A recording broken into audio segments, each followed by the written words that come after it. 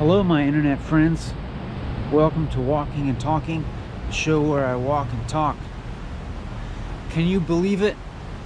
Another episode. Amazing.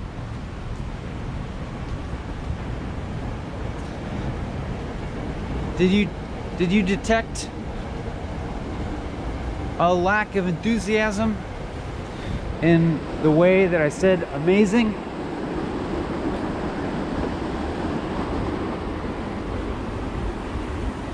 Well, you're wrong.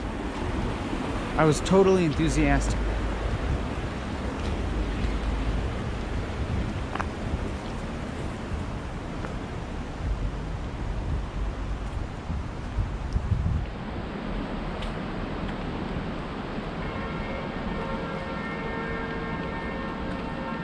It's morning and I'm still waking up, and I feel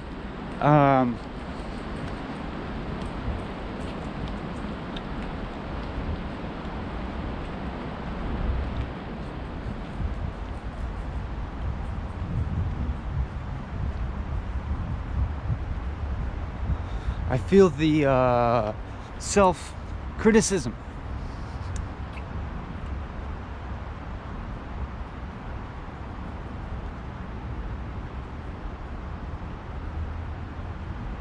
I think this episode is going to be so different from the last one. It always has to be.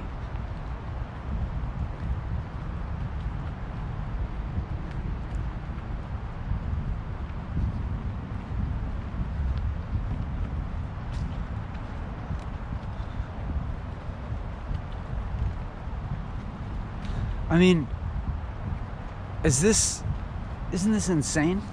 Like, that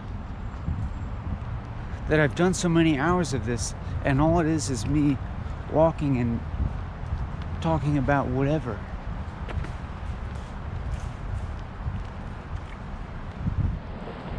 Whoa. That squirrel just like fell all the way down from the tree. It looks like. You alright, buddy? Well, I've never seen a squirrel just like fall out of a tree all the way.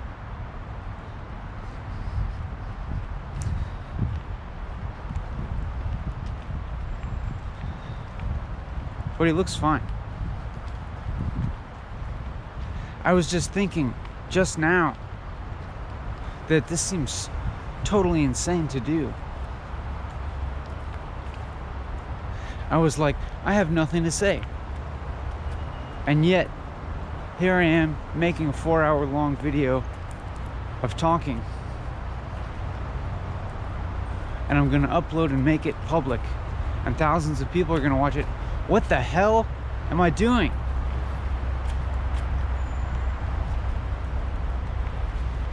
And I've done it 44 times already? What the hell?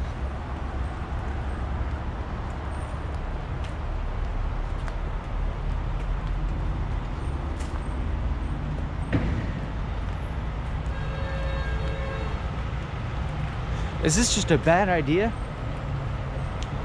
You know, it's totally possible that I could just be persisting for a really long time with a really bad idea. Sometimes that happens.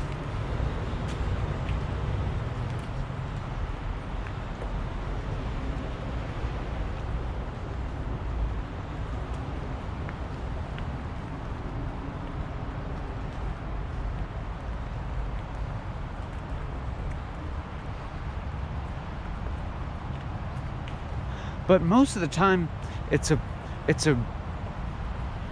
good experience.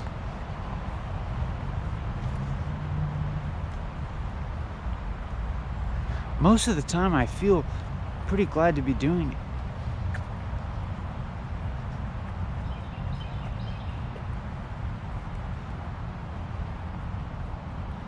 Now, like right now, I feel neutral, ambivalent, unsure of what to think.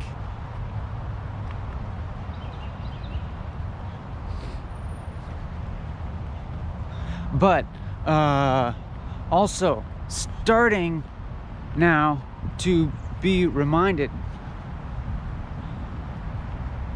of why I do it again.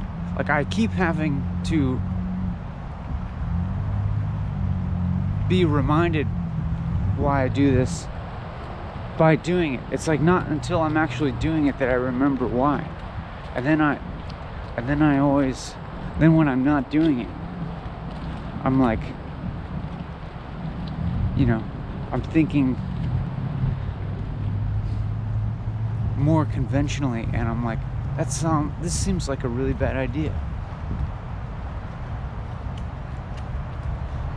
Is that like an addiction? Is this an addiction?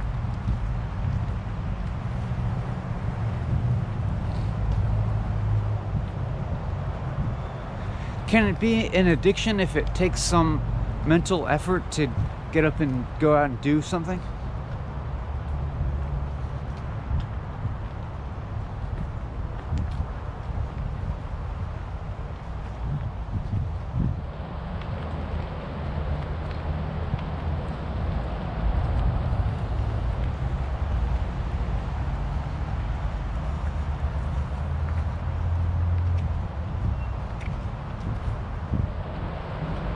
And then you feel like more peaceful and clear-minded afterwards.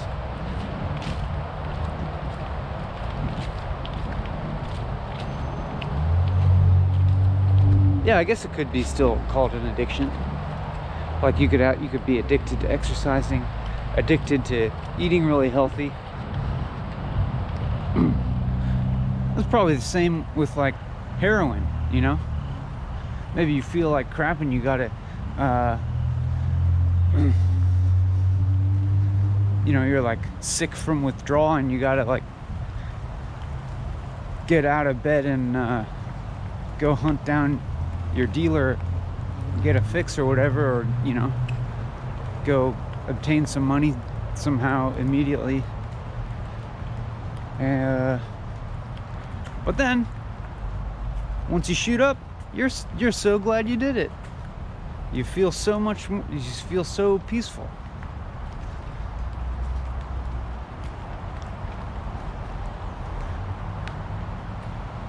It's not dissimilar. I guess it's dissimilar in some ways. Maybe not, I don't know. I never tried heroin before. Hey, here's some shades. 2 pairs to choose from.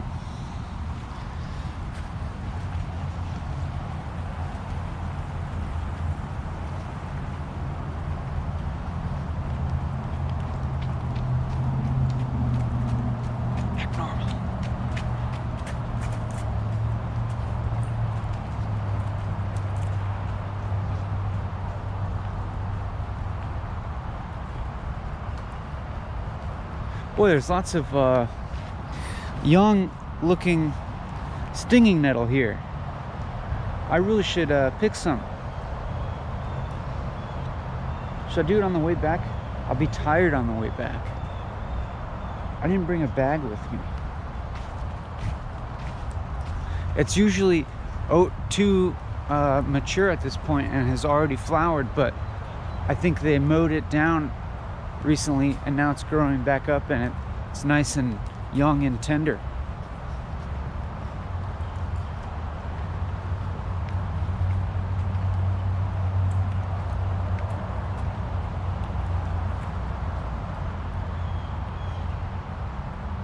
I'm thinking about my rep.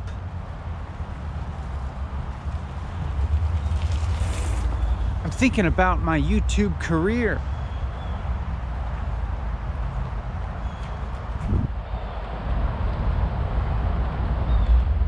Gotta manifest success.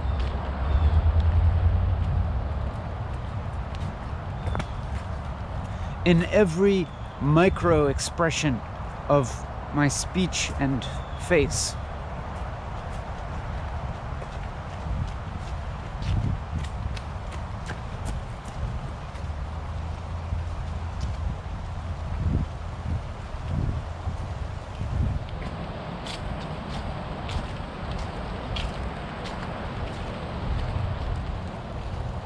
And there's garlic mustard, more stinging nettles.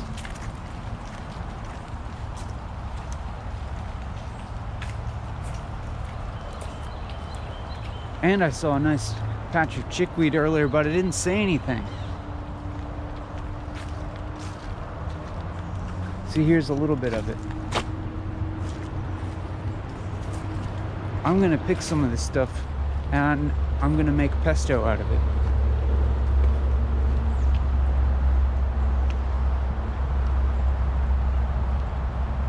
And then I'm gonna be super healthy. And I'll manifest success.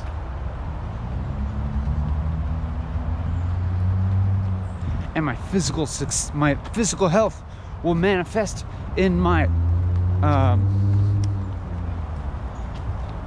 infectious mood, my infectious energy. And I'll get way more YouTube viewers addicted to my channel.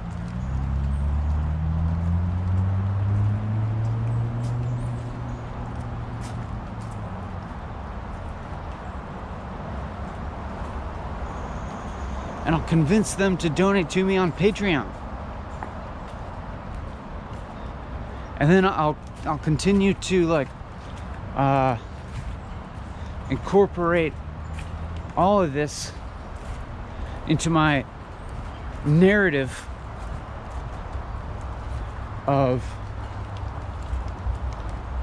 I don't know, my whole cosmology.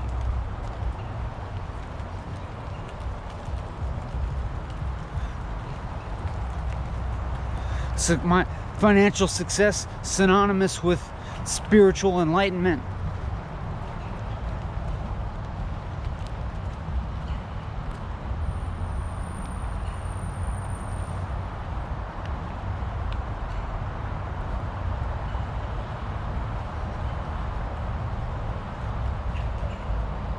I'll make clear the false dichotomy between entertainment and learning and growth.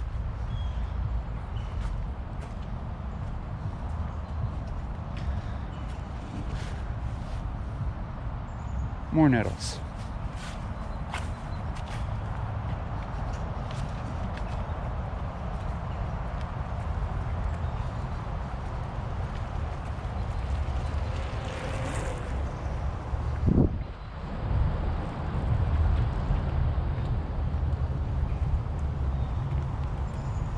You can tell I'm struggling to maintain continuity today.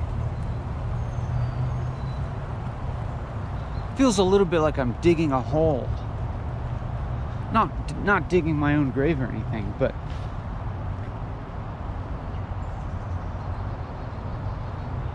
wading through a little bit of muck, just a little bit of morning mental fog.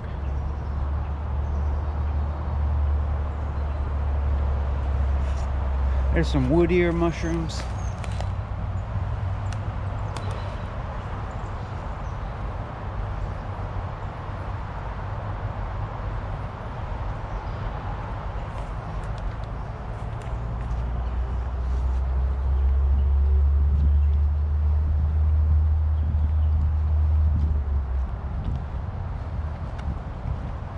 It's as if I'm trying to treat this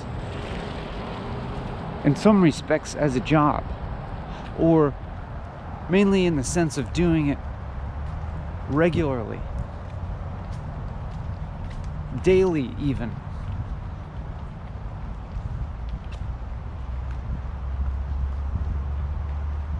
And then here I am now doing it in the morning and feeling all sorts of doubts and self-criticisms about what I'm doing. And I wonder if I suspect that might be pretty common for any kind of job.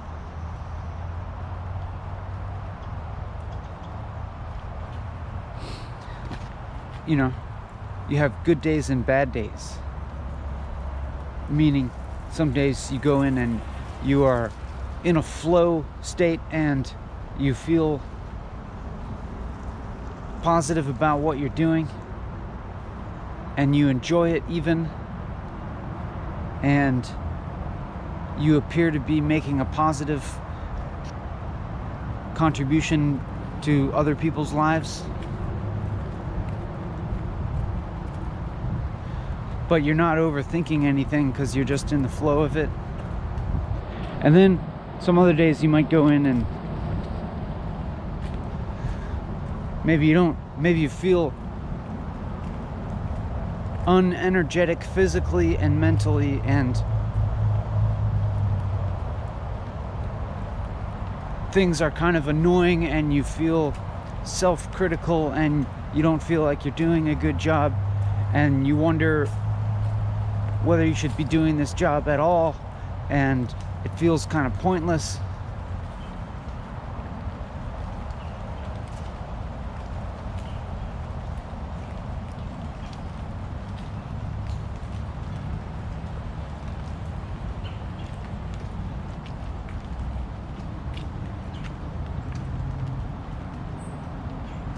And maybe you're wondering, like, should I keep doing this or should I do something totally different?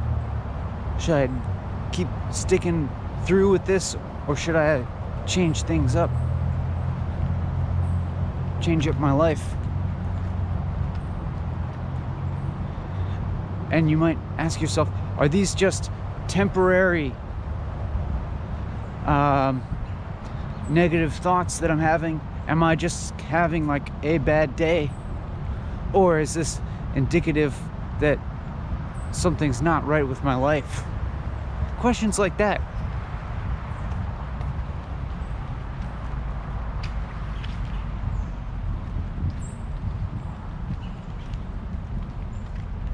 I bet everybody has questions like that sometimes.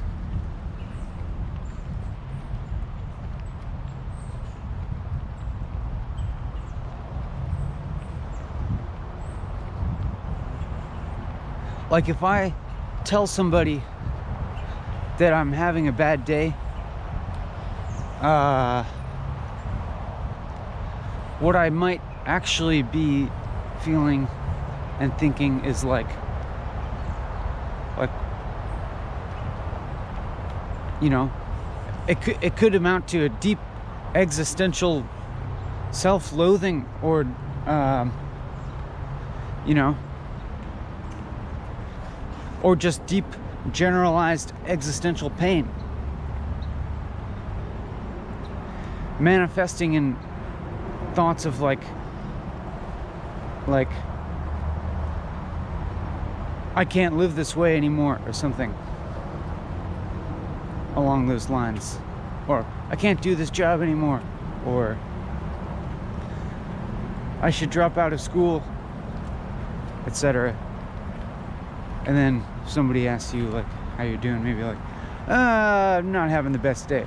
That's what you would say, maybe.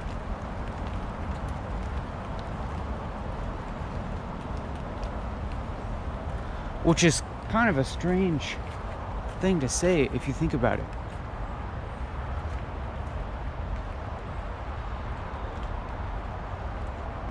Because like, you know, what if those thoughts are like true, you know? They probably seem like they seem to have some truth and substance to them.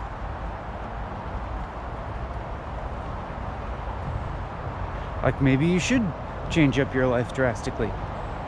It's hard to know, you know, because it could be the case that you come in the next day and like your perspective is totally renewed and you feel happy to be doing what you're doing or something.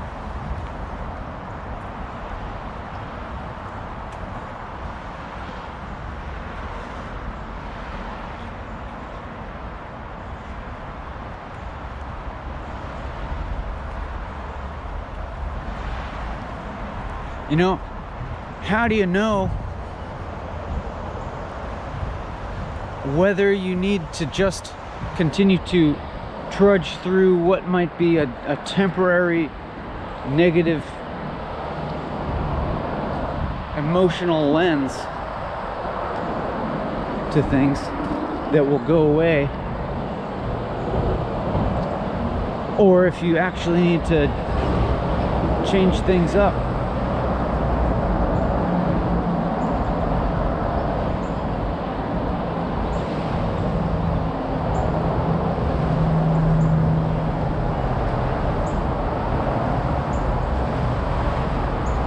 Because it's not always one or the other.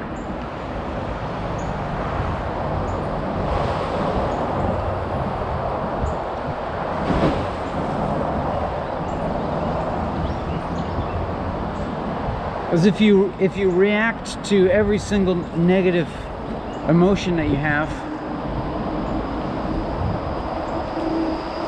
then you would never actually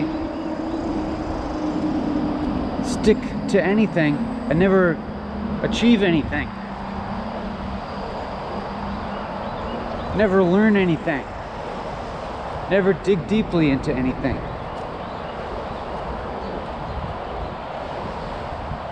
But then on the other hand, if you doggedly adhere to one narrow life path and totally ignore all the nagging thoughts and feelings that something's not right about it,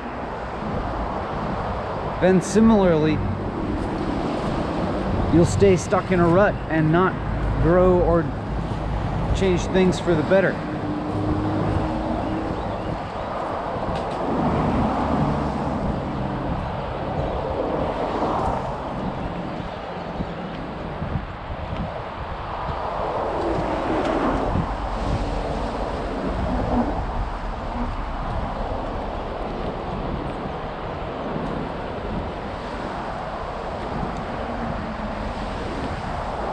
But it's weird because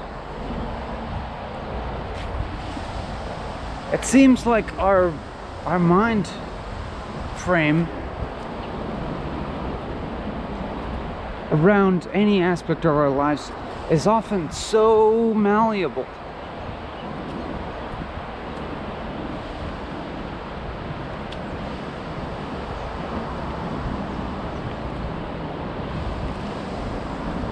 And this becomes pretty evident in these walking and talking videos, I think.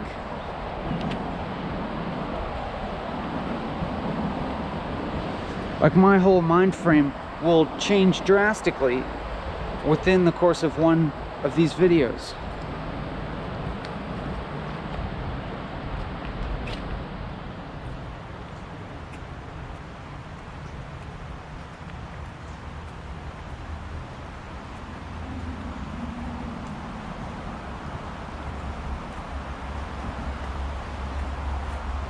Like, you know, maybe if you're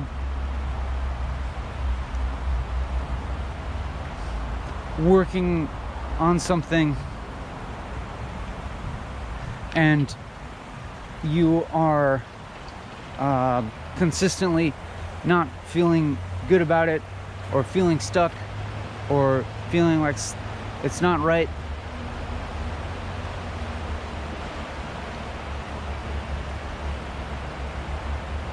and it seems like something has to change,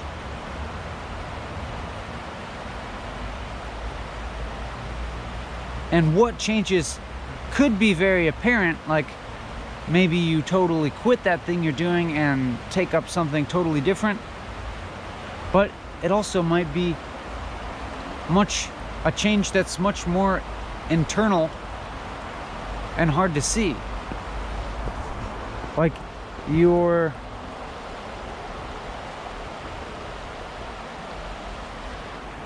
whole perception about what you do could drastically change.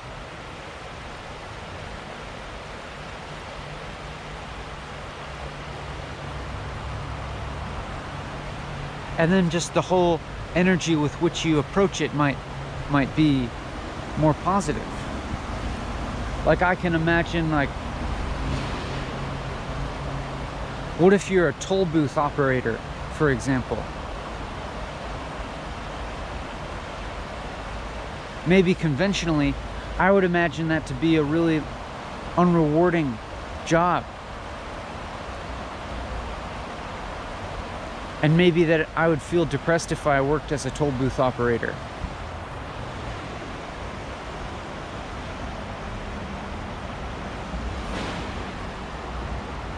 But then one time I was driving and I stopped to pay a toll, and the toll operator was like, "That'll be $500. You know, he was joking, of course. And I went along and I was like, "Oh man, that's gotten a little steep since the last time I drove through here." And then he laughed, like this hearty belly laugh, like, you know, real hearty laughter. And he was like, "That'll wake you up, huh?" And it did. I was like, that like made me so much happier. I mean, I was actually already feeling pretty happy, but then I was even happier. And I was like, that guy has figured out something about being a toll booth operator, and more broadly has figured out something about life.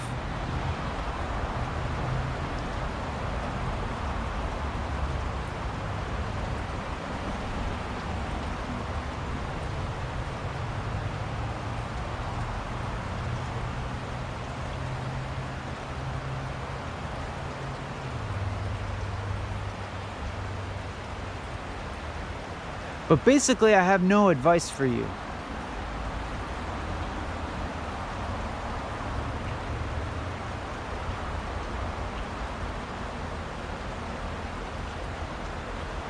I'm just describing this broad scenario of decision making, I guess you could call it.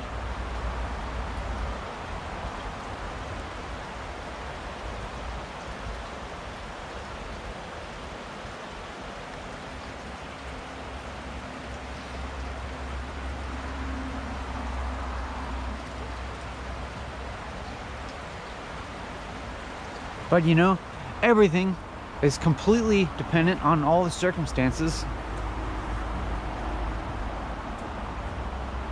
of which you know the most about. You have all the information about your circumstances much more than anyone else. And so you, in that sense, you are the most informed about making that sort of decision.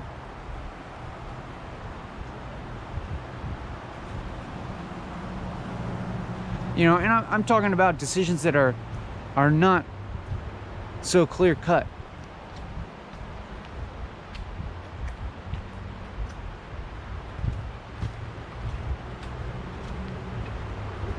Because there's many decisions where there's an obvious practical advantage to making one decision over the other. But then some are so close that these decisions seem to cut to the very core of your identity.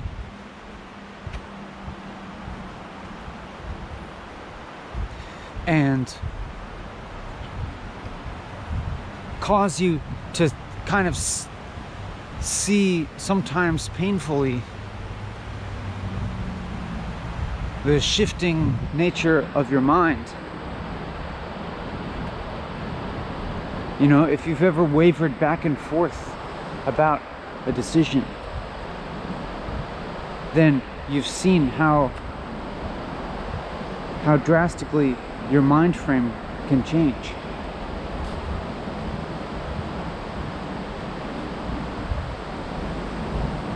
And if you feel identified with a way of thinking and then it changes, then it's like, well, I guess that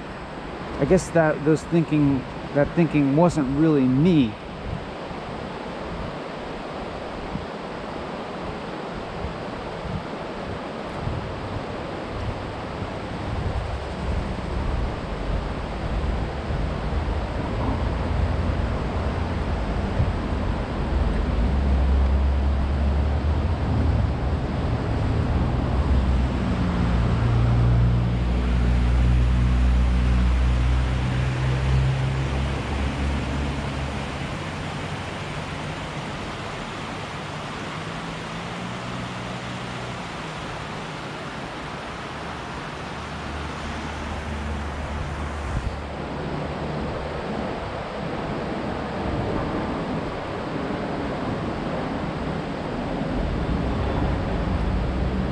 And for me, sometimes a decision like that, I can think about it so much, and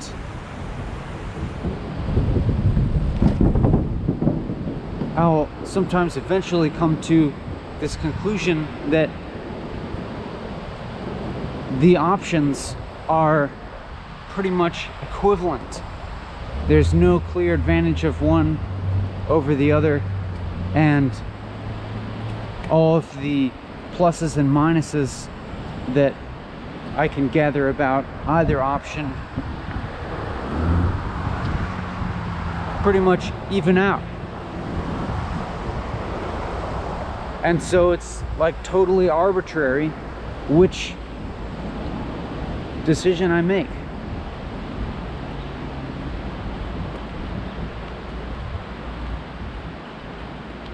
Whichever one that I make, that'll just determine that course of my life, and I'll lead a slightly, I'll lead that course of life, and I'll deal with it.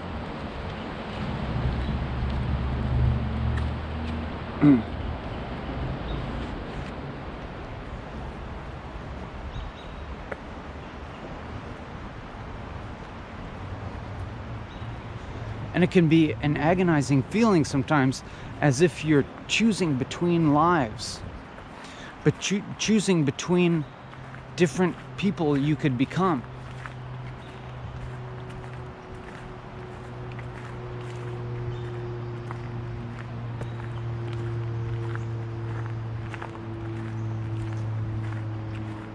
And through that process, it starts to become clear, like, whether you want it to or not, like just how malleable you are as a person. How, not set. You're not a fixed identity. You're not a fixed person. Each choice that you make is going to change who you are.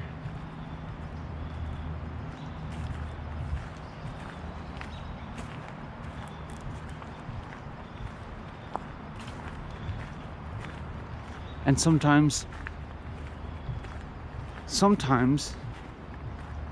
some of those choices are so equivalent in value that it seems like it just doesn't matter who you become, to a certain degree.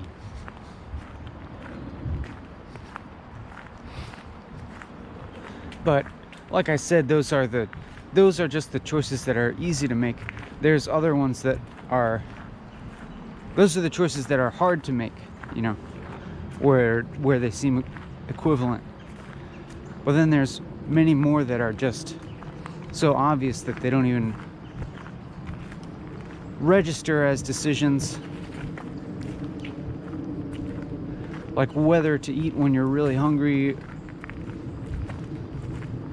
whether to put on an extra layer when it's cold outside, etc.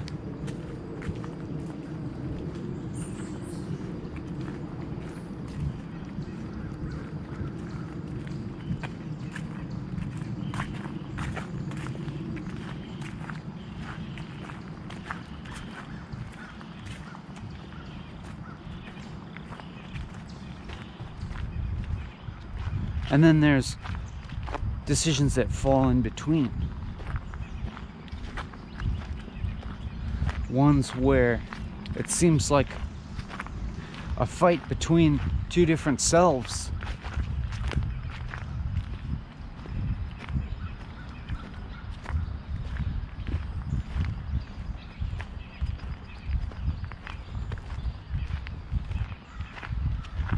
Maybe a fight between a libidinal pleasure-seeking self and a more responsible and pious and disciplined self.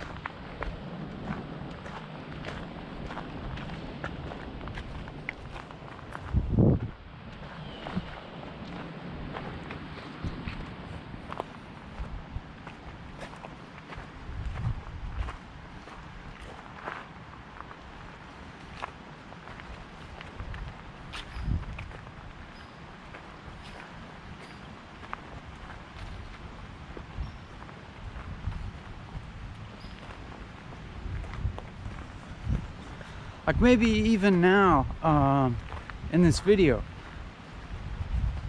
I have kind of a constant decision of what to say next.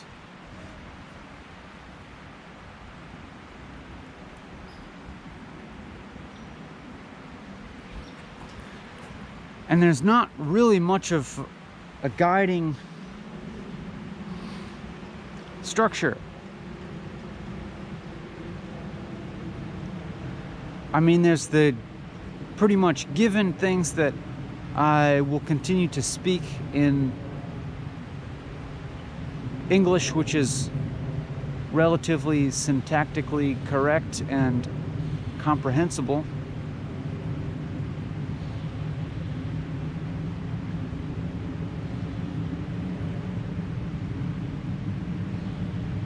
And maybe there are certain unconscious or subconscious ideas and attitudes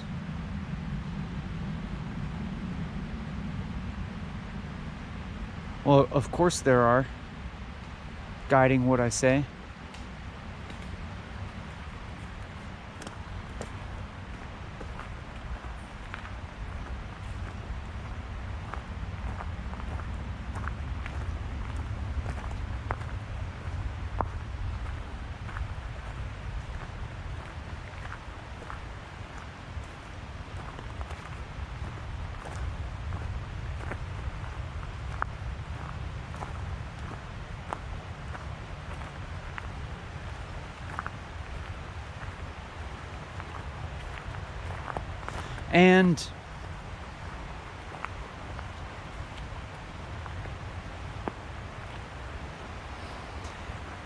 And also I notice how huge an effect my physical state has on the tone of the things that I say. It's huge. It's like I still feel kind of tired today. And also I didn't eat breakfast. And so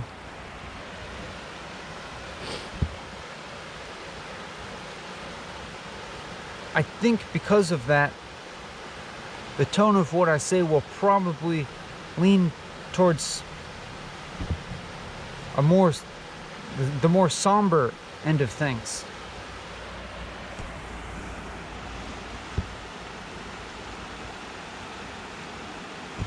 Which I think is fine and good.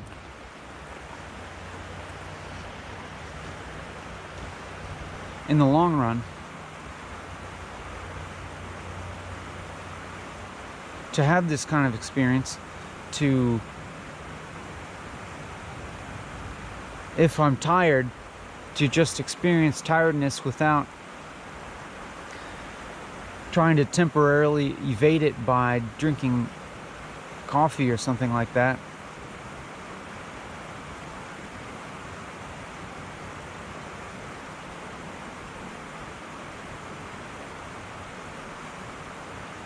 And I'm not exactly hungry at this point, but you know, it's good to get hungry sometimes.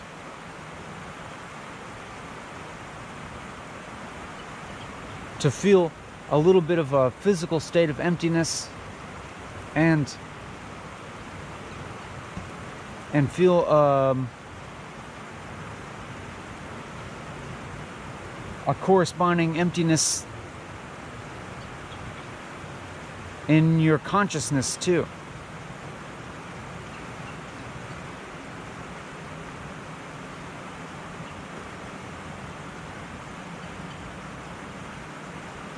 Empty out your mind.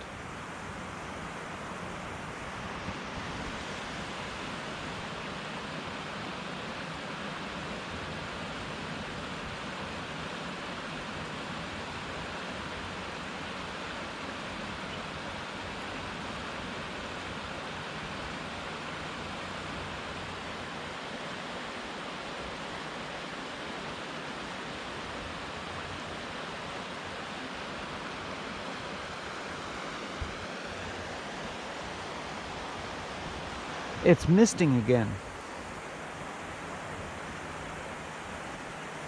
My favorite form of precipitation, I think. I mean, it's my favorite form of precipitation to experience falling on me.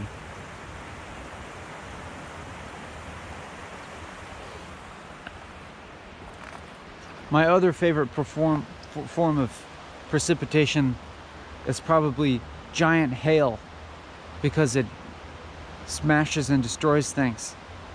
But not to as long as it only destroys other stuff and not my own stuff.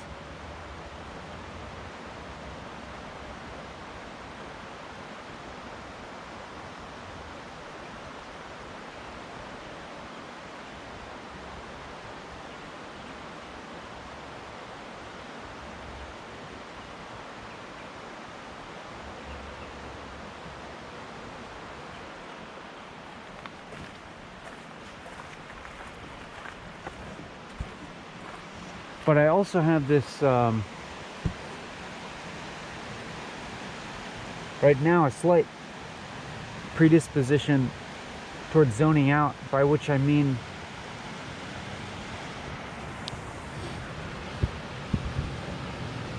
to sort of drift off in thought and lose awareness of the fact that I'm thinking, and lose any kind of controlling direction over my thinking, but just to kind of like daydream something.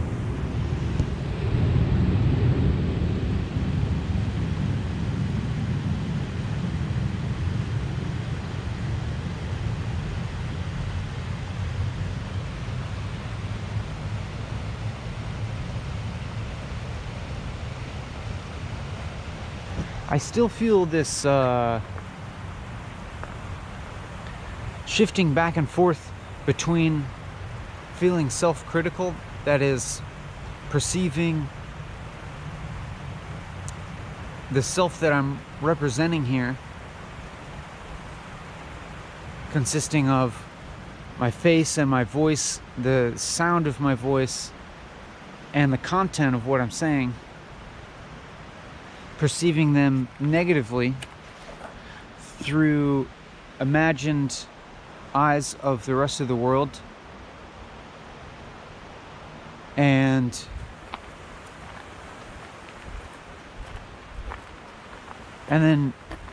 shifting between that and also not caring or thinking about that,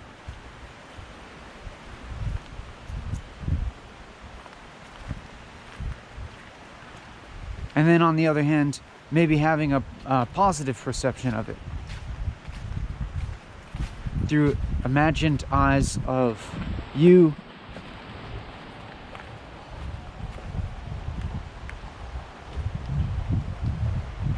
dedicated viewers.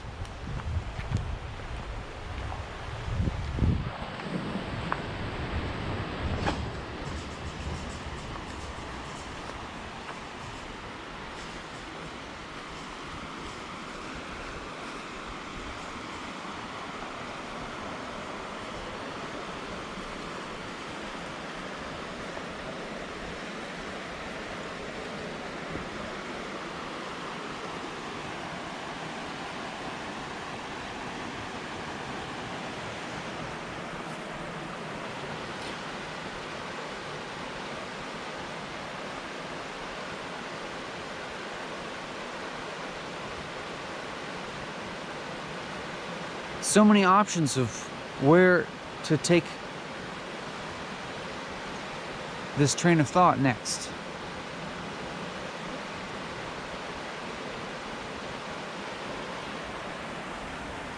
I started to think about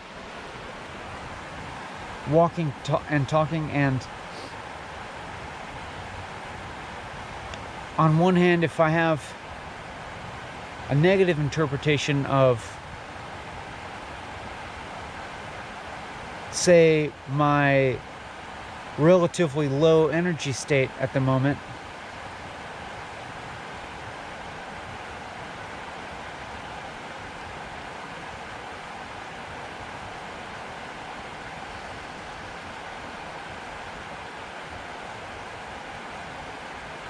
But then I can rationalize that by thinking to myself, well, Ben, you're doing something extraordinary by being radically honest and inclusive of a variety of mental states. That is, being willing to include an expression of torpor,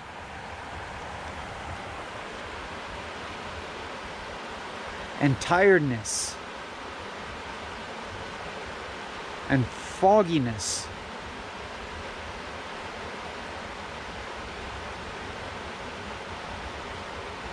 And by doing so, you'll mirror to viewers a more realistic representation of the human experience.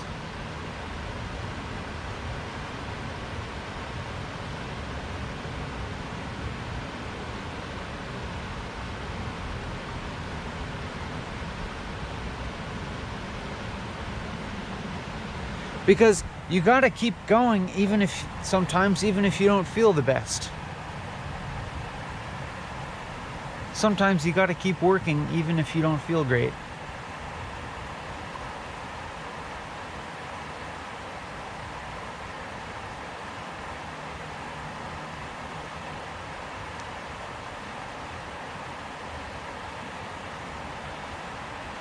Well, I don't feel that bad, actually.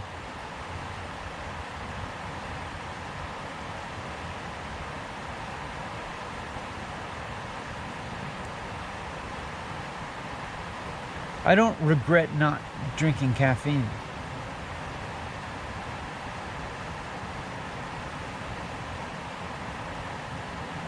And to be honest, to be perfectly honest,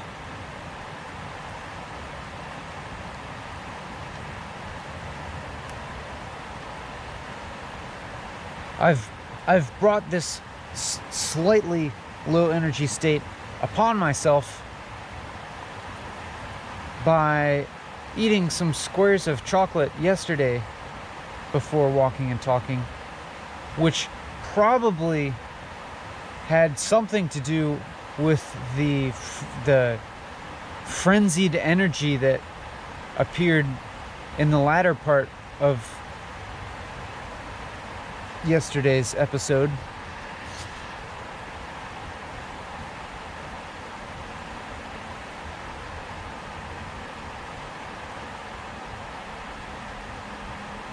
Because I don't drink coffee or caffeinated tea hardly ever, my body is so sensitive to caffeine that even some dark chocolate will get me all hyper.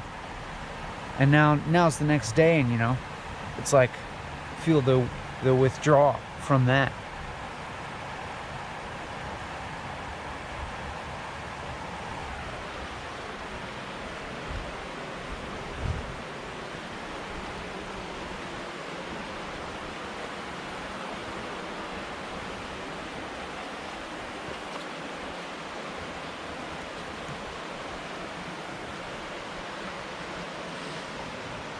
I am kind of scattered, I guess, or it's that my talking isn't fully aligned with my thinking at the moment.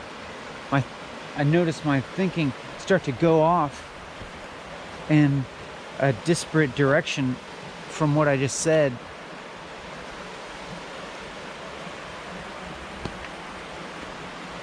I was thinking about the functionality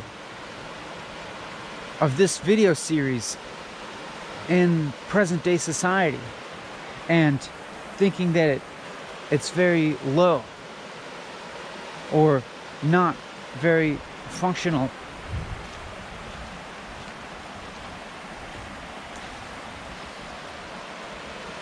or that it should be able to integrate better with society. So, you know, I don't know, be more highly produced and easily consumable, easily digestible for a wider audience, as opposed to this long format and no editing, no fancy graphics or production.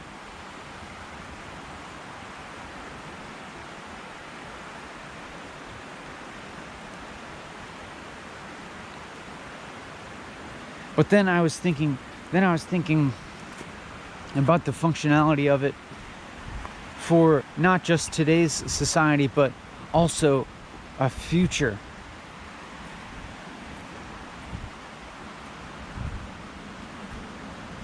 I don't know, some far off future where there's some kind of unified consciousness where we are no longer individuated as beings, and we're no longer our consciousness is also no longer distinct from the internet.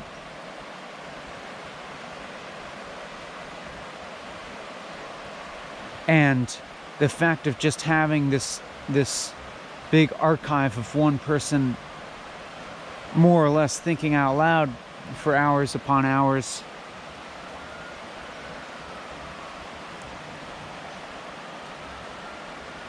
and how that could potentially be a valuable contribution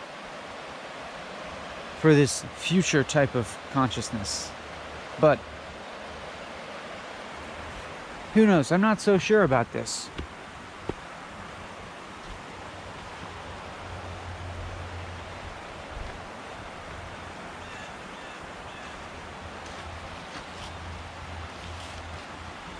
Because on the one hand,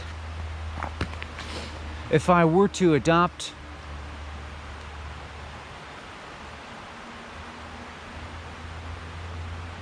higher production values and a more easily digestible format, I might indeed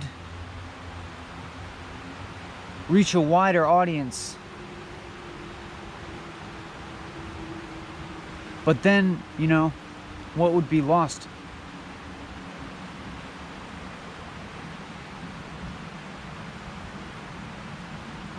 Could I still have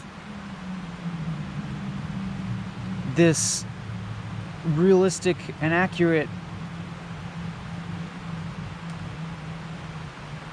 portrayal of a mind in motion,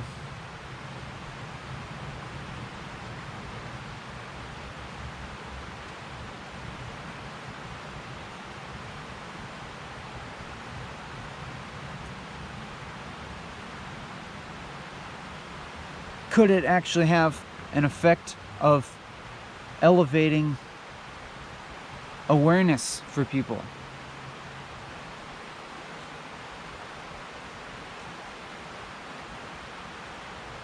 Like, you know, I've spent plenty of time on YouTube watching various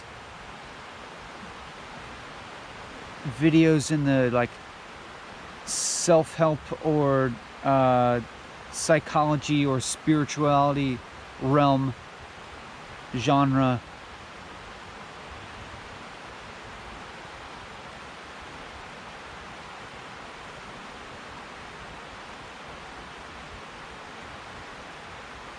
And they kind of seem helpful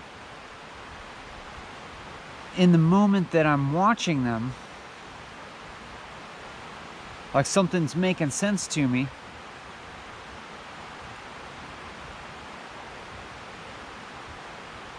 But then at some point, it's just like,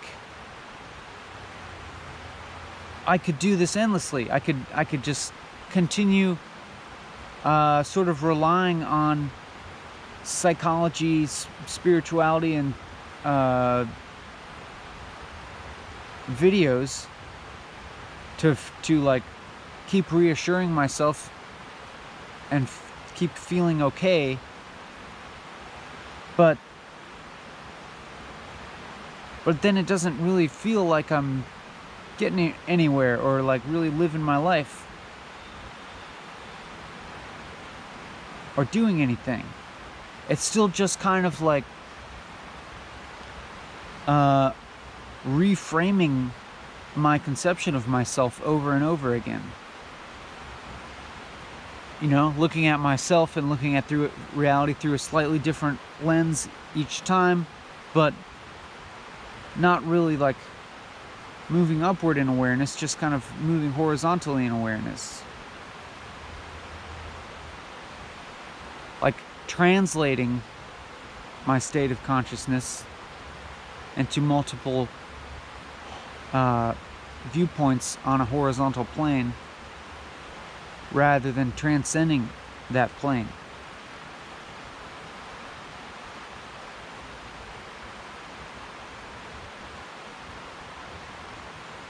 But when I actually go out and do this,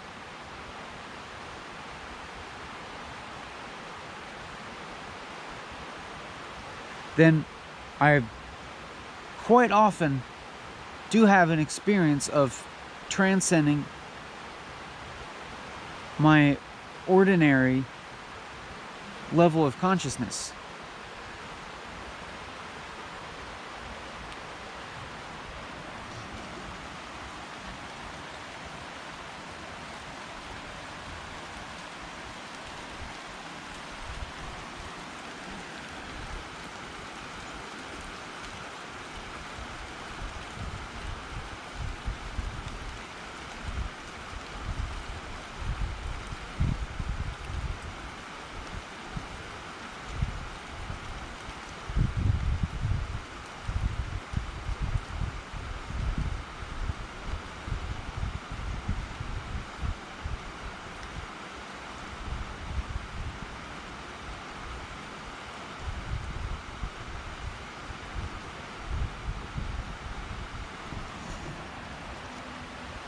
And when that happens, I even get out of this realm of even worrying about things like viewership. I mean, as in like number of viewers. And I feel like I'm genuinely am not worried about number of viewers. Most of the time when I'm actually doing this.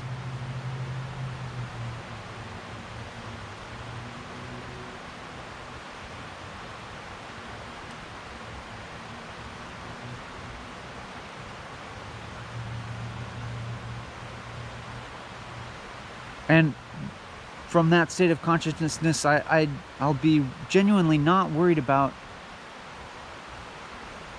you know, sometimes anything, you know, sometimes I'm not worried about anything.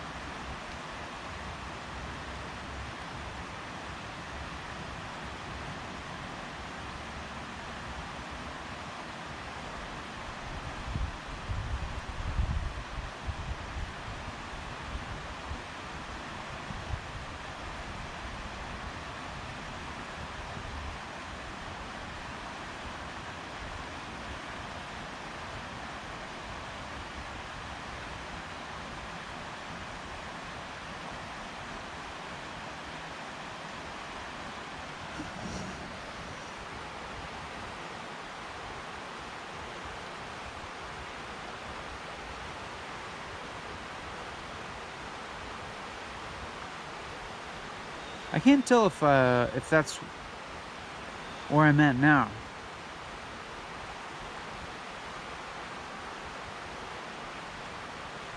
Still, I mean, I'm still experiencing a little bit of this mental fog, by which I mean that I don't feel totally concentrated on what I'm doing right now. Still, I notice these thoughts drift in about my life exterior to this. And I think I attribute this to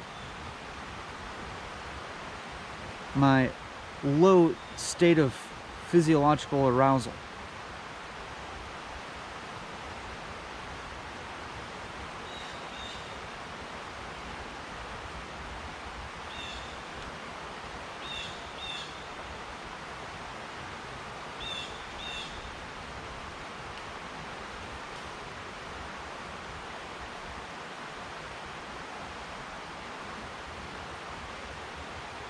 So I'm like calm, more or less.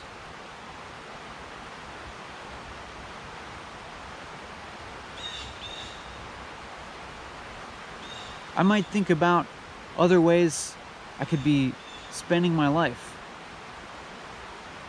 And then I think about them and realize all the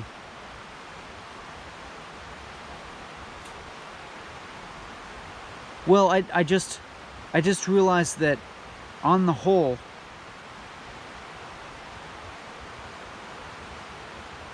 I don't think I would be more joyful than I am with this life.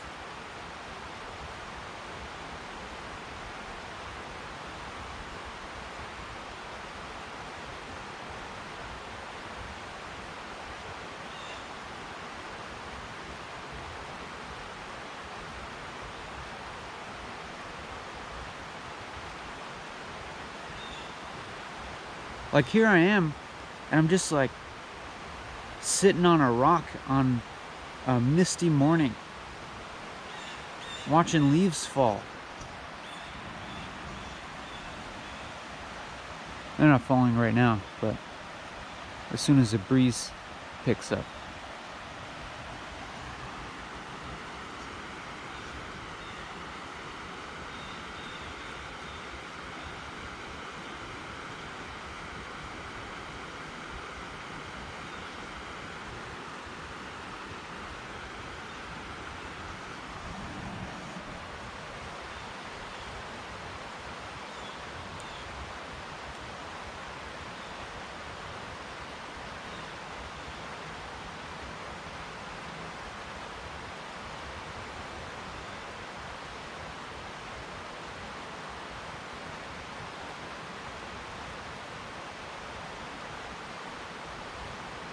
This is just pretty chill, you know what I'm saying?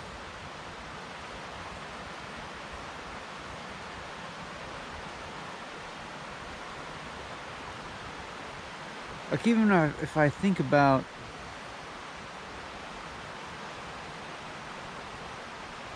what other pleasures could be had, when I see, you know, like take any particular thing, like I don't know, like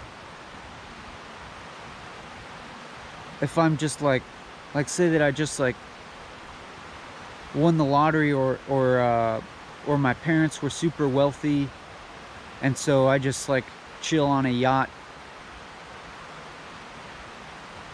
all day, every day.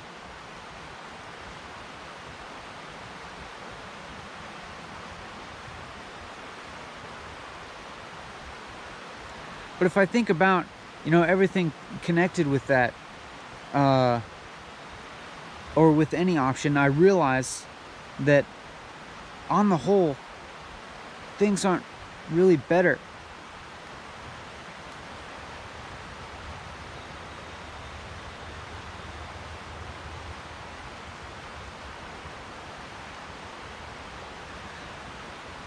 Like if I look at a person who would, I mean, if I imagine a person who just like chills on a yacht all day, every day, I'm like,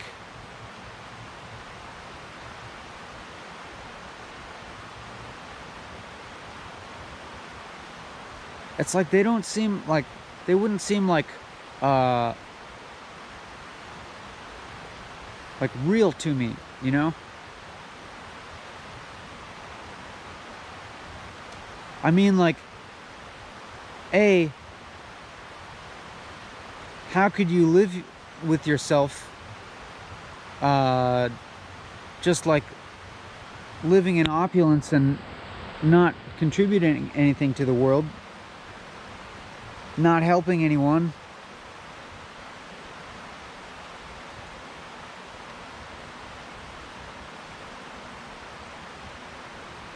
How could you ever find any meaning in life?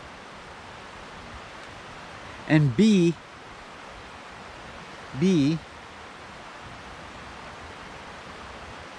pleasure wears itself out. You get tired of anything that's pleasurable eventually. You get a piece of cake, first bite, delicious, pleasure. Second bite, still pretty pleasurable. Finish the whole piece, that's pretty good, but I feel a little slightly gross now. Can you maintain that pleasure by just continuing to eat the whole cake? Eventually there's a turning point where the more you eat, the more disgusting it is. And obviously the same thing with like alcohol or drugs. They don't work forever, and you eventually have to come down and feel the total reverse of all the pleasure you felt. You know?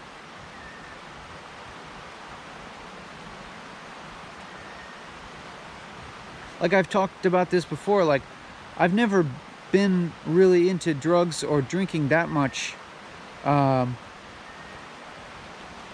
But there was, you know, when I was like younger, when I was in like late high school, early college, there would be some times where I would get pretty drunk. And then of course like feel really shitty the next day. And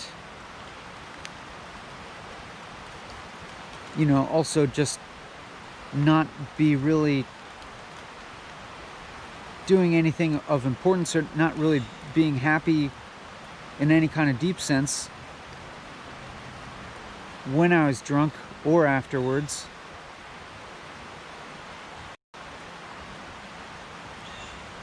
But you know, probably seeking after like a feeling of community and conviviality and friendship, which sometimes getting drunk seems to amplify. Or you know, it can, I suppose probably for some people it serves a certain social function. I've talked about this, I might be repeating myself, but maybe having a drink or two can assist in some kind of social connection or something. But for me, like I just always feel the downside of it, either during the effect or afterwards. Like if having a drink feels good the next day, like I'll feel like a little bit low. I'll feel like even one drink, like the next day nowadays, I'll feel like slightly depressed, slightly more depressed than I would have been otherwise. You know, it's the dopamine.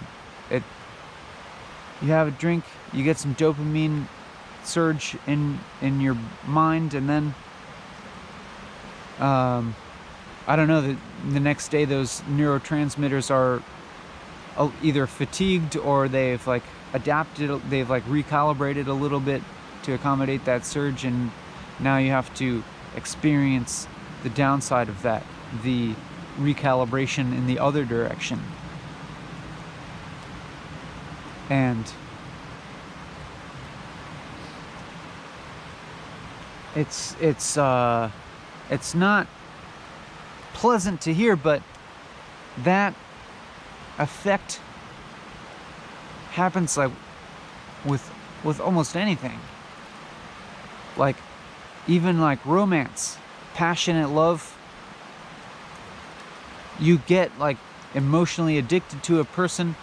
It's not that person, but you get emotionally addicted to this surge of dopamine and oxytocin and serotonin or whatever that you feel when you're around them, but it only, it doesn't last. That dopamine surge will start to wear off pretty quickly, and the serotonin effect, I think, stops working after a couple of years, they say. And then it's like, well, I'm still with this person, but the magic is gone.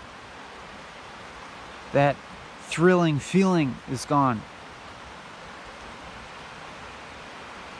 And so I'll start fighting with them, or I'll just dump them for the next person. And, this next new person will give me a little bit of that thrill for a little while. And then you go on, but then, like, eventually, like, that thrill you don't even get much of the thrill with a new person anymore. You're just, like, desperately thrill-seeking. You're just desperately dopamine, oxytocin-seeking.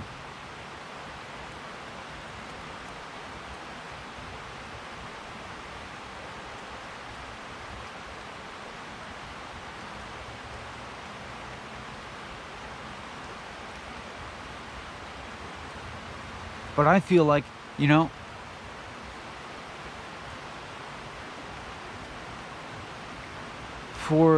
if you want to have a stable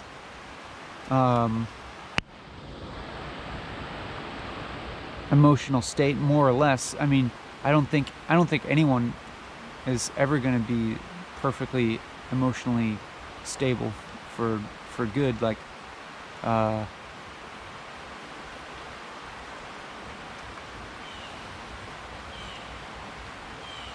you're always going to have emotions. I mean, like, you can try for that by, like, putting yourself in extraordinary limited life circumstance, like entering a monastery where nothing ever changes.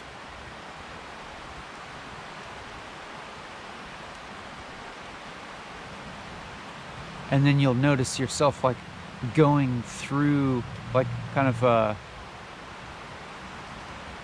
like if you enter a monastery from the ordinary world, it's likely that you'll go through some huge emotional roller coaster for a while as your mind and body, like, readjust to this lack of stimulation. They recalibrate, and then eventually you'll probably reach a state of great stability and evenness. But even then, it's dependent on all those circumstances staying stable around you. Either you or somebody will have to work to maintain that environmental stability.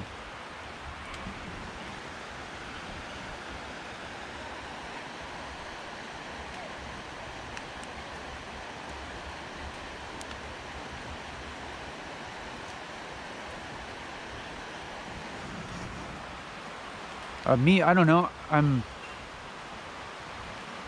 somewhere in what I might perceive as the middle of extremes, where I live in a normal world, but I abstain from a lot of the stimulating things that a lot of people don't abstain from.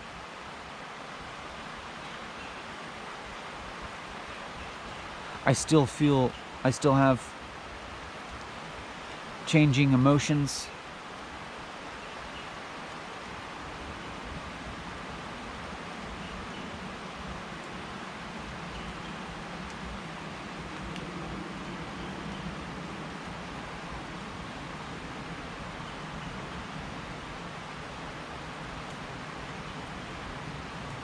I still sometimes eat chocolate.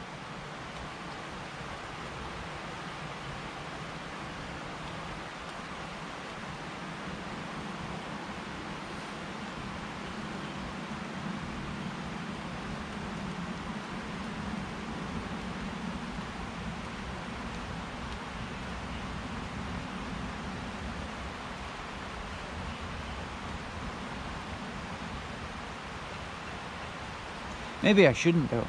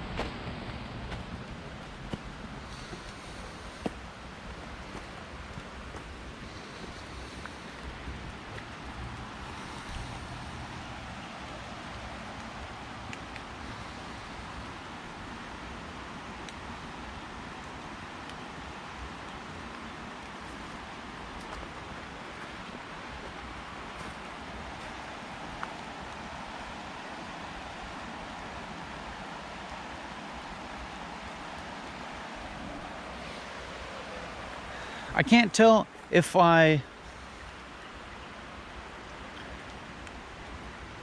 really value stable emotional state over a more fluctuating one or not.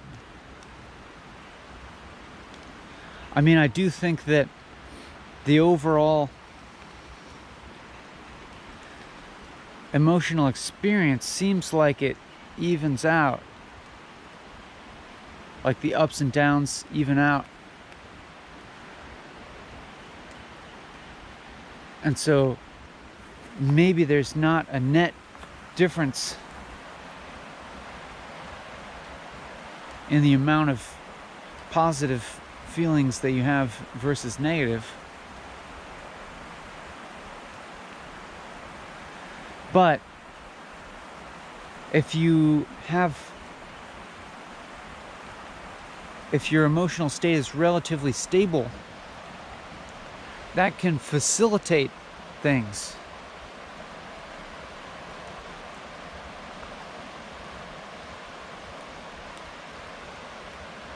You won't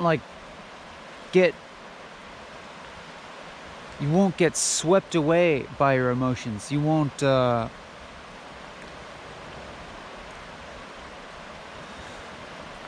like, for instance, like get temporarily like really obsessed with some particular thing or pursuit or person, only to like a few months later be totally disillusioned and disappointed with it and abandon it.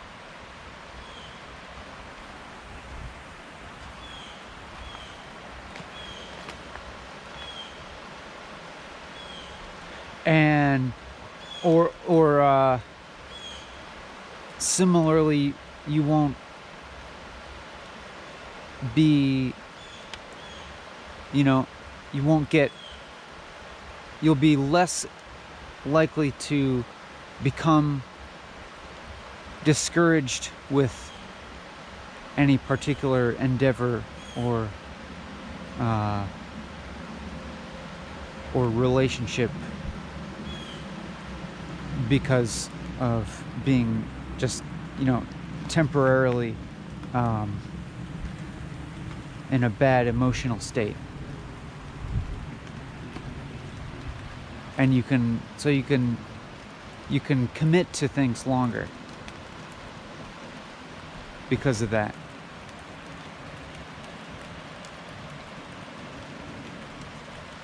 And so overall, it kind of like facilitates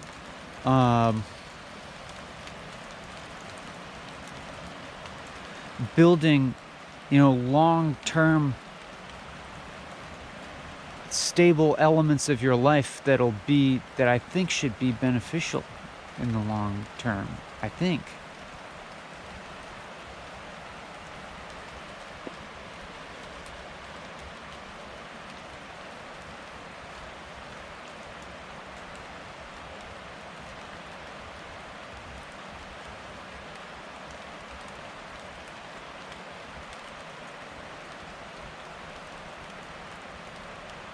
And then, as you get older, you're building on these long-term endeavors that you've worked on, whether they be like a job or creative pursuit or a relationship, etc.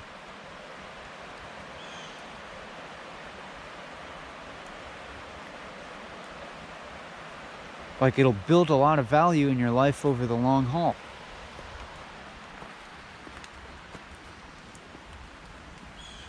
And not just for you, but for other people as well.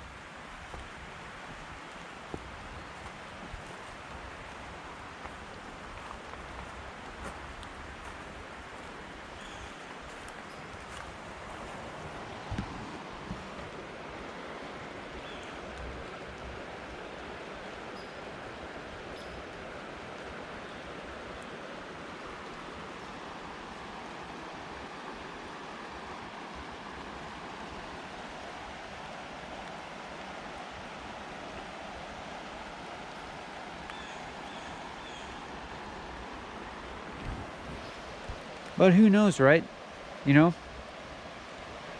Maybe we should just continue working on creating dopamine-inducing experiences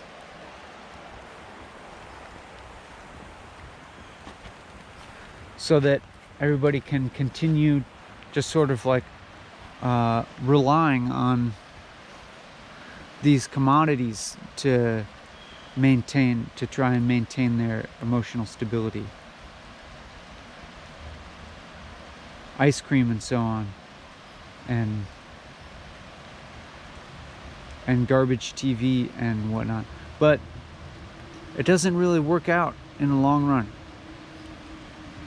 because then you get fat and unhealthy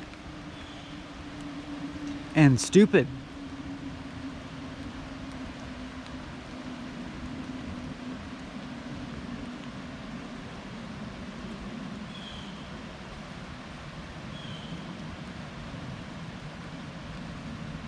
You'll get fat and unhealthy if you have to rely on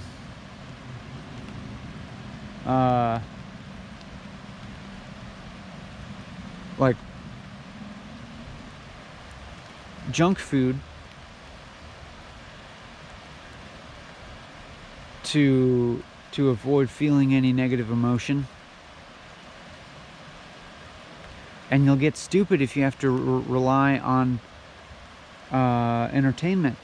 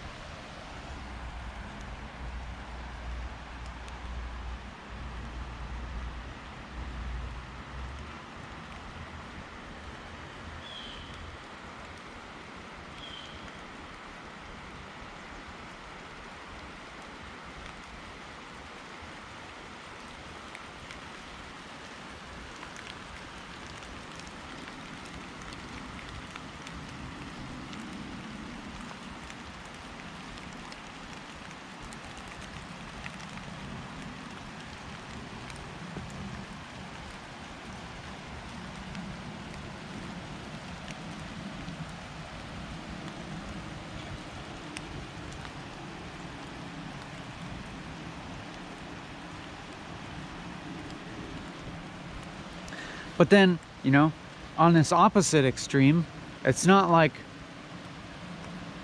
we want a world where everybody lives in a monastery.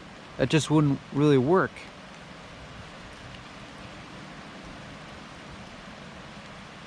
Would it? No, because then nobody would have kids. There'd be no human race.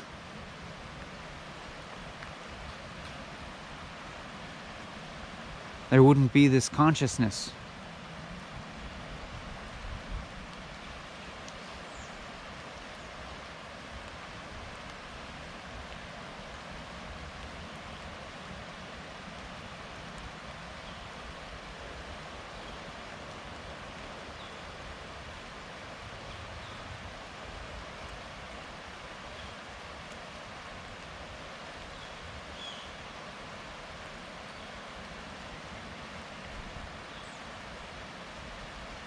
I don't know, maybe there's a reason for these ups and downs. Well, I mean, of course,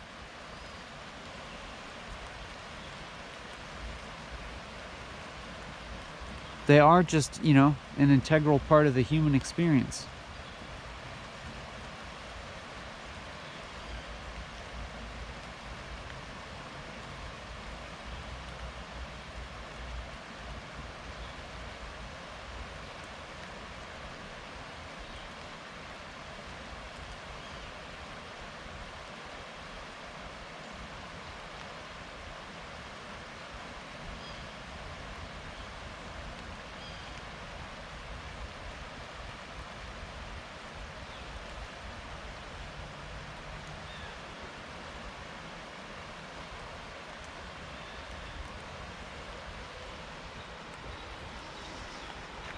I don't know, some kind of balance in between the extremes seems called for.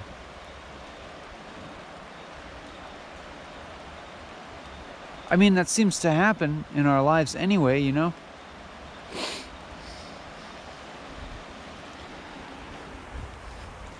Like we're naturally sort of drawn towards a balance, even if it feels like it's work. Because, I mean, it is work. But, you know, we're always shifting between working to maintain order in our lives and then sort of drifting downstream into what feels good at the moment. Like paddling upstream and drifting downstream.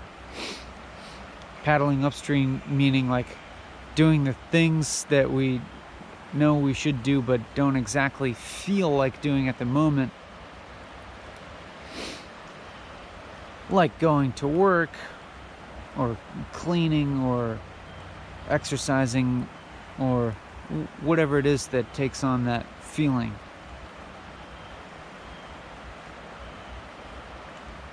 And then drifting downstream by like just enjoying things that if you did them forever, your life would, if you only did those things that were totally enjoyable, your life would fall apart.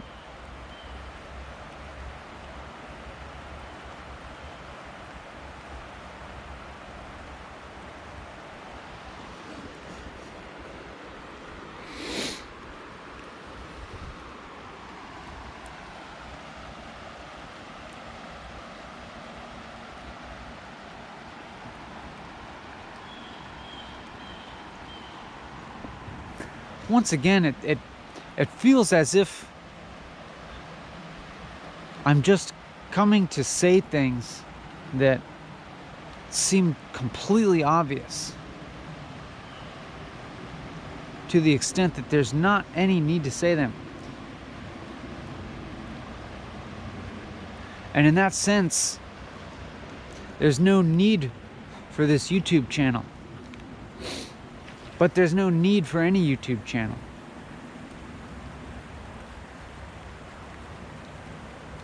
The need only exists contextually.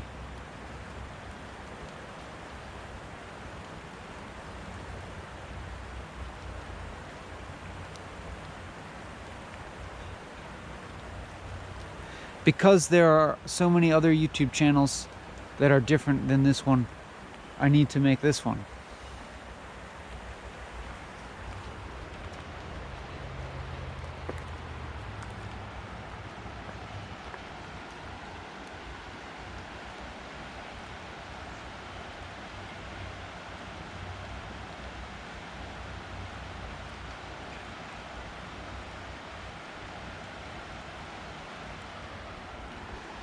The least entertaining YouTube channel.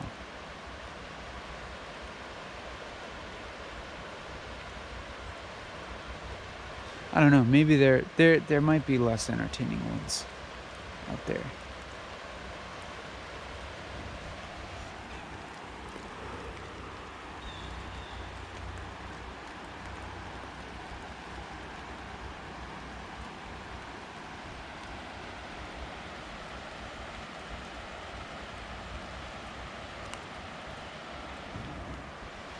If you have recommendations for the least entertaining YouTube channels, please leave a comment.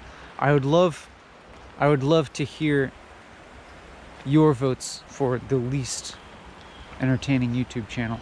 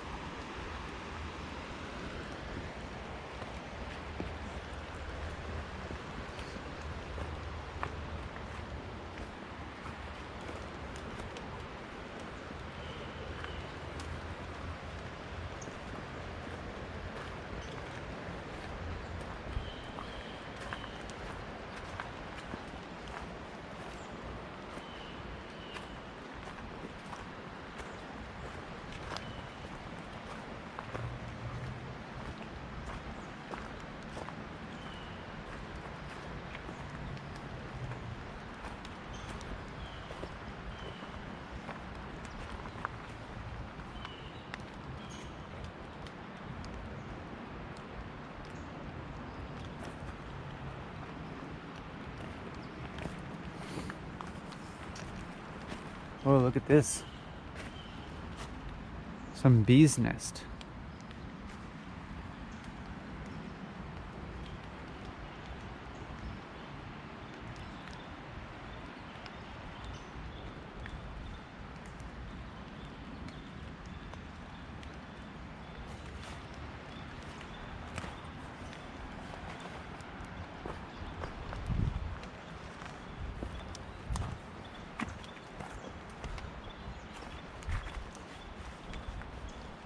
I'm so low energy today.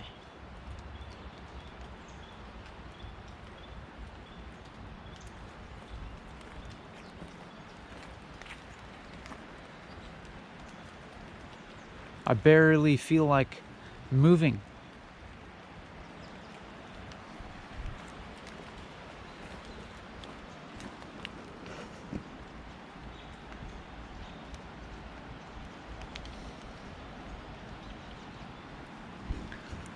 This is just gonna be like an ambient video.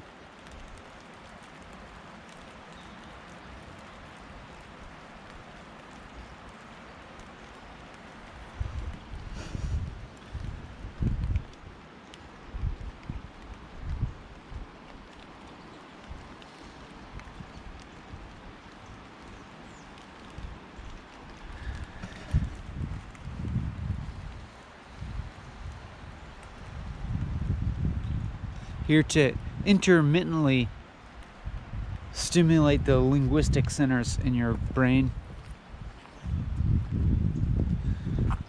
while you busy the other parts of your mind with something else.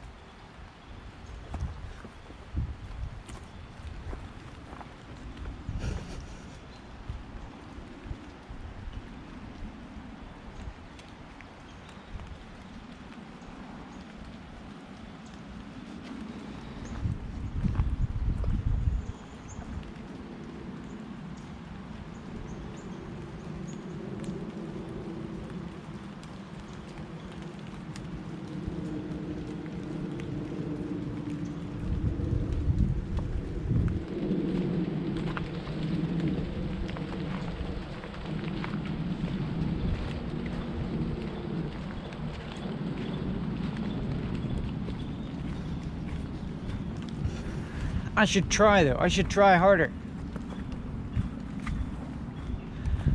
Where's my willpower? Where's my motivation? Can I just will myself into a higher state of arousal? Is that possible? Let's try and see how long it lasts. I gotta take a pee.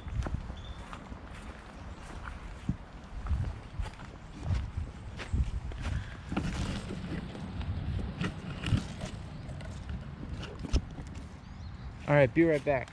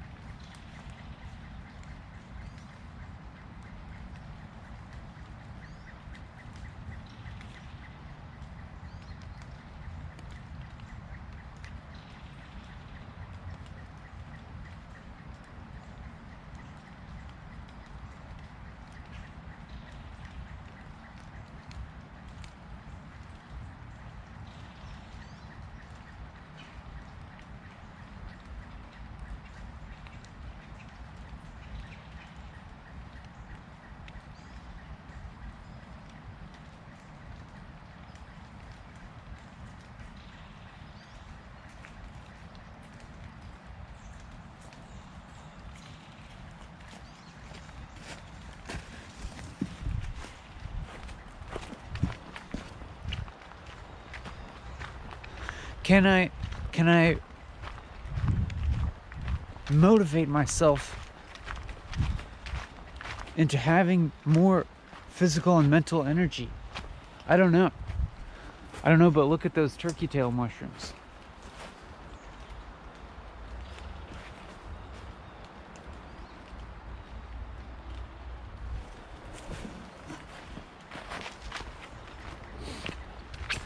I'm holding in my mind ideas of a grander success.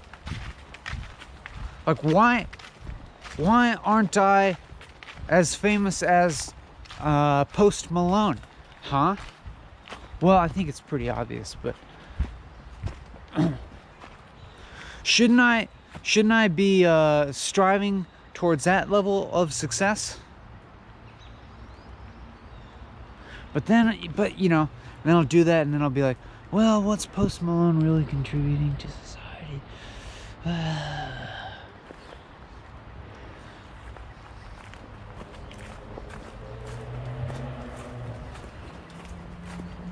Like what long-term effect does listening to his music and watching his music videos have on me? Look, you can see it. It makes me dissatisfied with my life, because I'm like, how come I'm not as rich and famous as Post Malone? Now that I've enjoyed watching his videos where, you know, he is by no means modest about displaying his financial and chart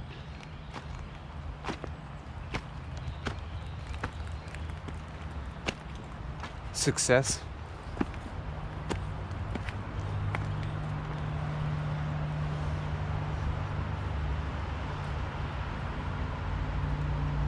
But so should I just keep avoiding Rap videos, that seems like a sad life, to not ever watch a rap video again. But you know, if I was always out walking and talking, or sitting and smiling, I wouldn't have time to watch rap videos, and I wouldn't care. They would exit, you know, my world.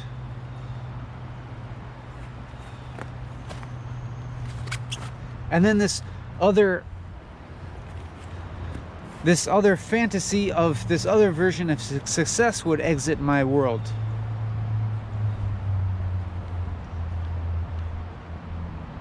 And I would almost certainly be more satisfied. Which in itself is all success is really a means towards. Even though it's not even necessarily effective. I mean, like, how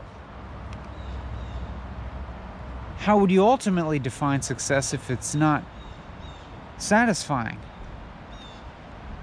Here's another spotted lanternfly.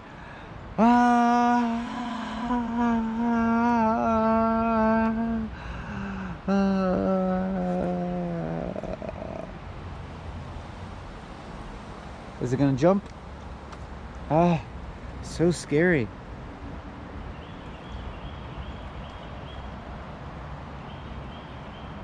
Should I kill it? Should I kill an animal on screen? Or should I just annoy it?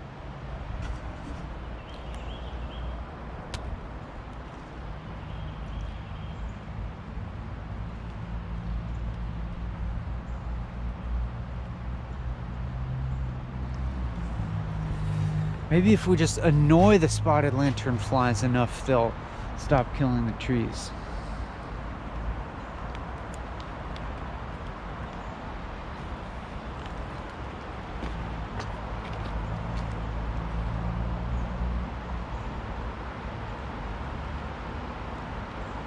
I think it's like you gotta just be working enough and hard enough that you're not like thinking so much about some abstract idea of success, but because you're just working, it's like you're actualizing it in the moment. And it's not necessarily gonna be pleasurable. Maybe sometimes it will, and sometimes it won't.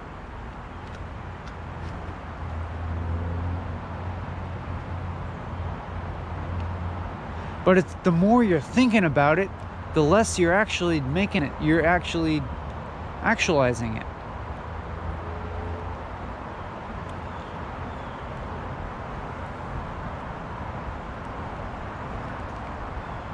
It's like, get out of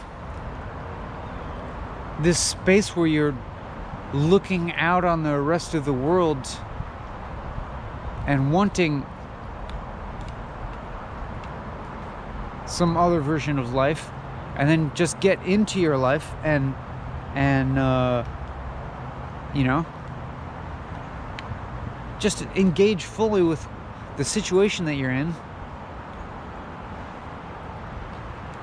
And by which I mean, it's like kind of like I don't know what the hell I mean, because on one hand I'm saying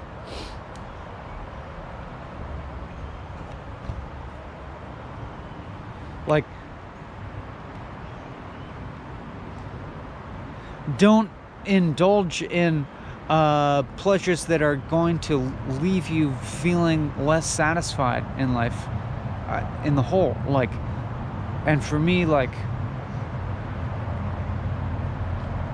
I don't know, sometimes that takes the form of watching rap videos where I really enjoy it while I'm watching it. The music and the images are pleasurable to experience,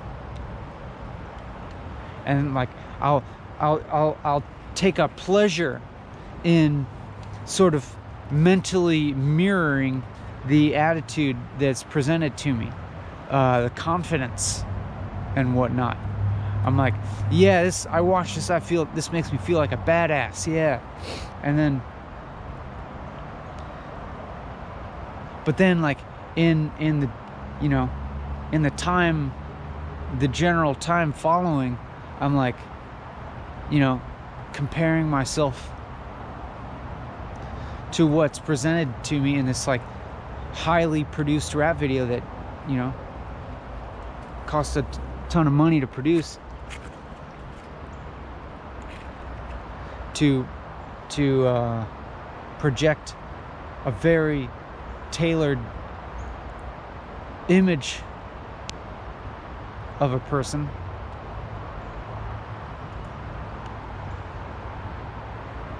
And then I'm like, damn, I suck.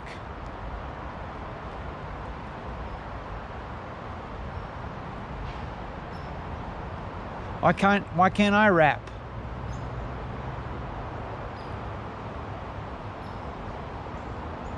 Maybe I should start a rapping career.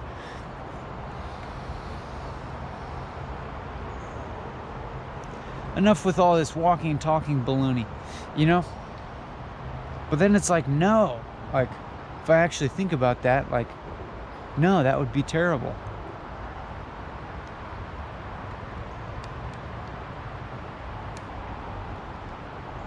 Anything takes time and commitment.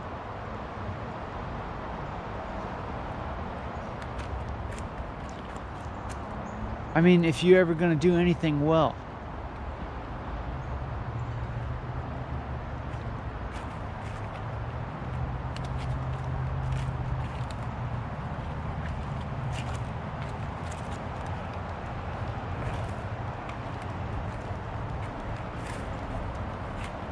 So, you know, I'm gonna keep trudging through the mental muck of walking and talking, and I hope I'll do it even more, because I think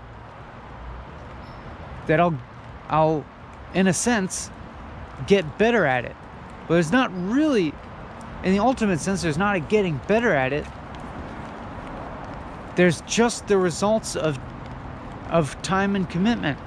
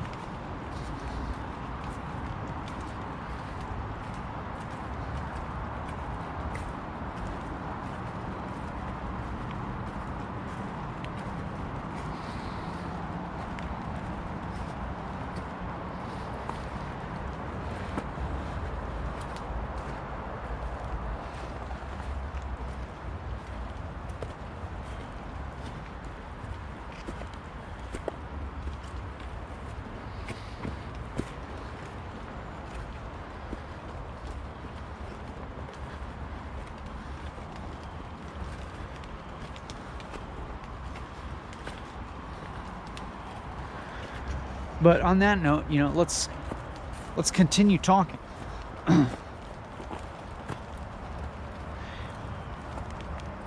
And when I said that, I felt slightly less in my head, you could say.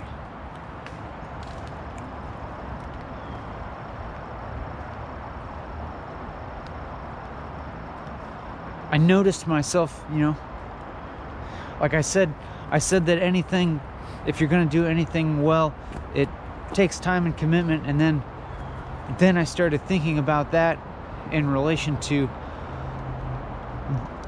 various pursuits in my life, and I'm like, you know, because I have multiple pursuits, and then I'm like, or are they all part of one pursuit? I don't know.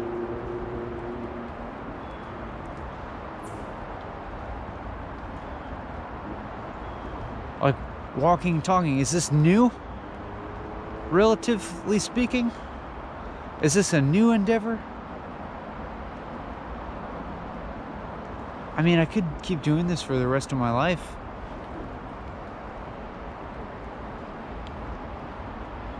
This could be just the beginning, or it could be, you know, is this just like one series that isn't meant to be that long-lived? That's part of many, that's one of many series. Is it just one piece? I don't know.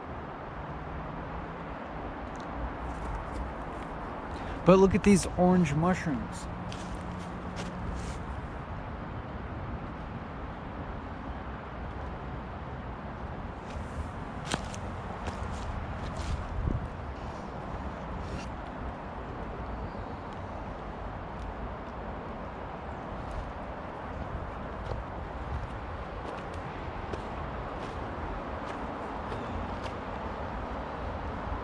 I go through such trippy mind states when I walk and talk, usually.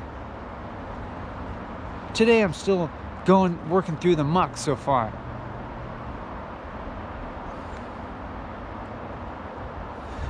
I'll keep walking, you know? I'll try and manifest some more willpower. It's not always going to be easy. I'm not always gonna feel in the flow. It's not always gonna be like falling off a log.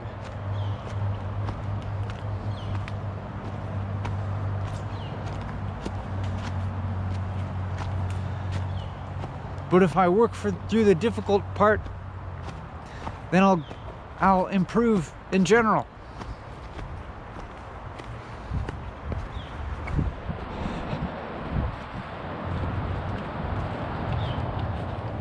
But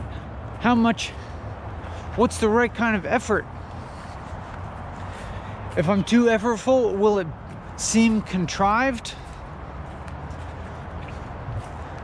Where do I place the effort so that the result is also authentic? Is authenticity even an inherent good?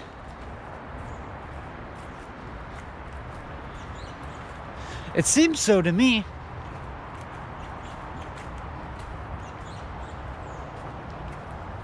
I usually don't like it when people seem fake.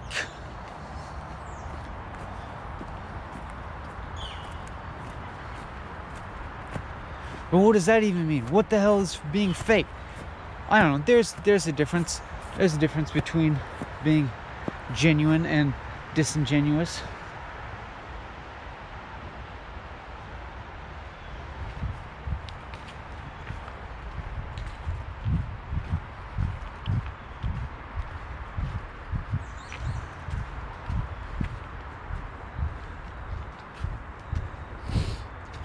I'm trying to be the realest motherfucker.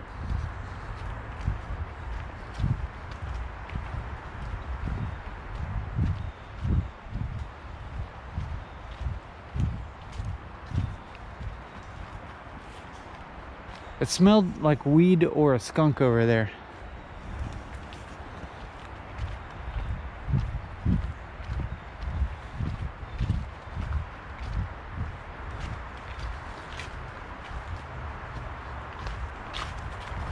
So how can I, you know,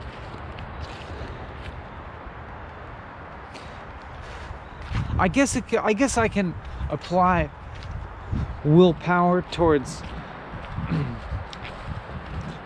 at least presenting a more energetic self and still be authentic, I suppose, especially if I'm completely transparent about what I'm doing as I'm doing it.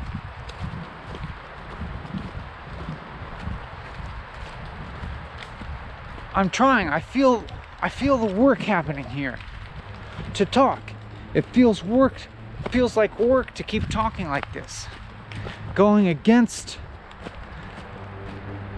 what my body feels like doing and what my mind feels like doing, which is just kind of like just chilling let's not just chill at the moment, you know?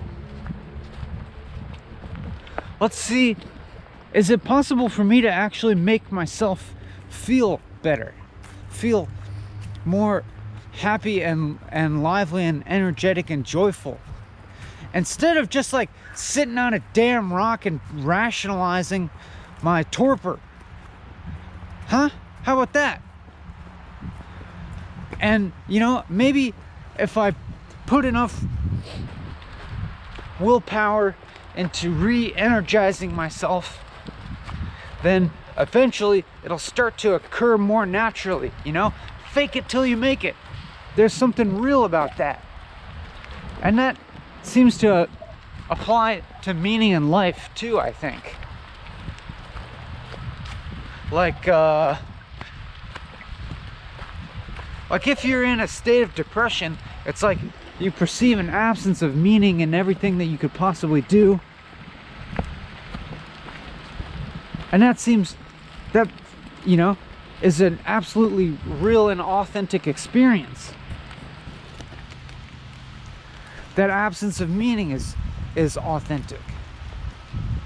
But then, you know,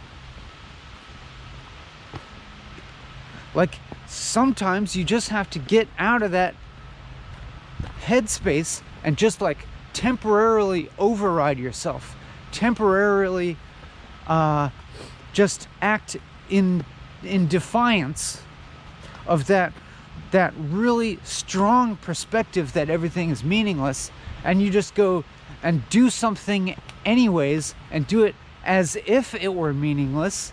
And then, you know, and it'll take a little bit of willpower to do that, and it'll feel like work to go do something as if it were meaningful. And then, you know, maybe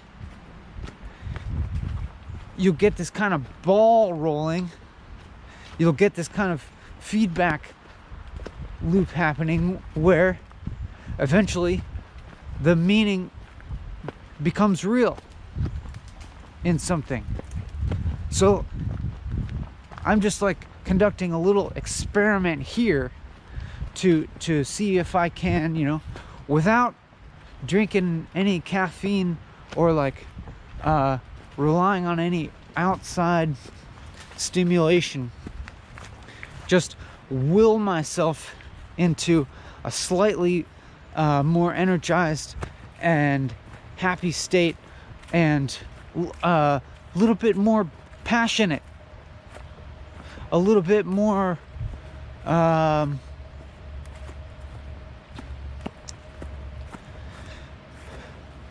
like meaning as well, you know, to be like,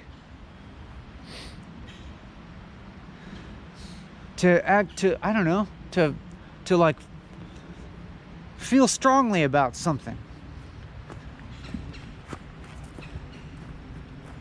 Like even already the tone of my voice, the way that I'm saying something, and what I'm saying is starting to seem motivational to me. Oh my God, look at these leaves. Holy mackerel.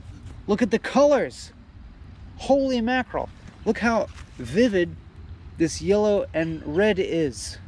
And would you believe the amount of enthusiasm that is currently evident in my delivery? Listen to how enthused I am about these leaves, and how markedly this emotional tone contrasts with that of just a few minutes ago.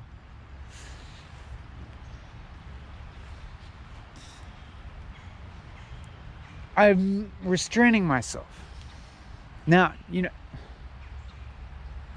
I restrain myself from throwing my hat on the ground for now.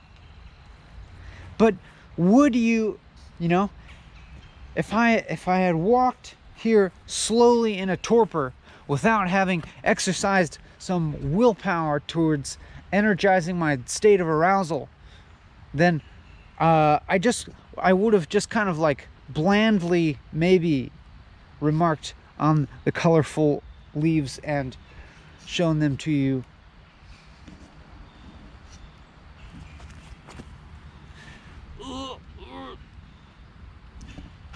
I'm stretching as well.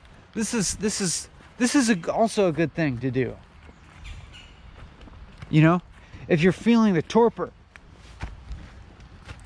you're feeling low energy, you don't feel like moving around, you feel despondent, you can start stretching.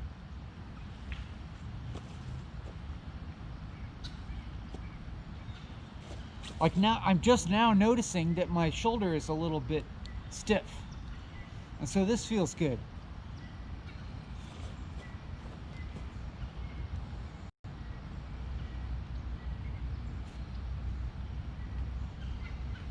And this feels good. Ugh. Get the circulation moving. Listen to me. Listen to me. I'm like a regular motivational life coach here. I've instantly transformed my life. I'm manifesting success.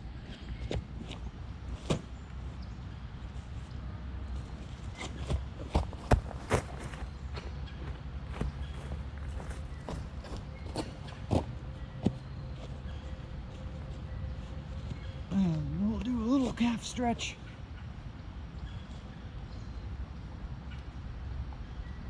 You know, balancing on something is good. Doing a headstand is also really good. I'm not sure if I want to do a headstand and get my hands and head all dirty right here.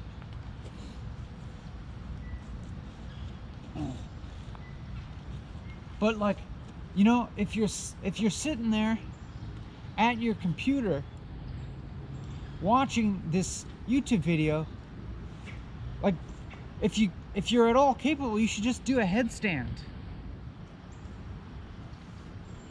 I don't mean to exclude anyone who is like physically not capable of doing a headstand, but if you are, I just encourage it. I encourage it. Don't hurt yourself now. Here, I'll tell you what. I'll turn the video upside down for you. For next few minutes, the video is now right side up for those of you doing headstands. Welcome to Walking and Talking, the show where I walk and talk.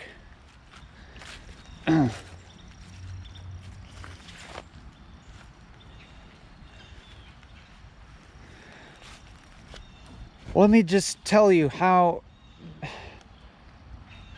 approving I am of your physical orientation. Isn't this fun?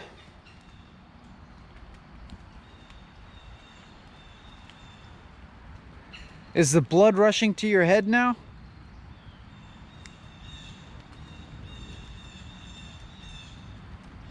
Do you actually, I should maybe actually do a little tutorial here. Try to find a spot where I'm not gonna get like super muddy. Just in case like you're not sure how to perform a headstand. It's not too hard. I'm just looking for like a, I don't know, a spot that's level and not too muddy.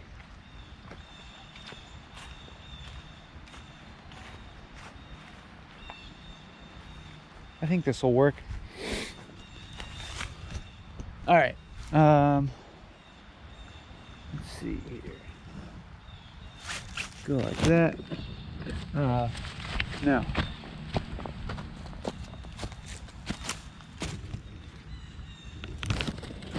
It's hard to set this thing upside down.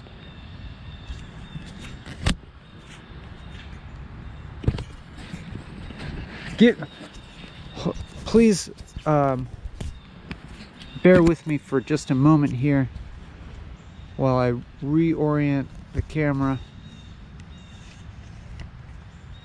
reorient your head. All right. This is great. I'm so stoked about this. All right. That's what I'm talking about.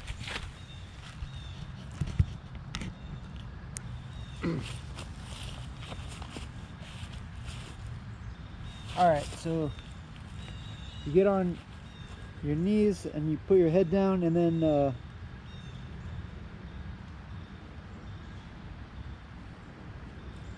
I'm putting my elbows at like a triangle.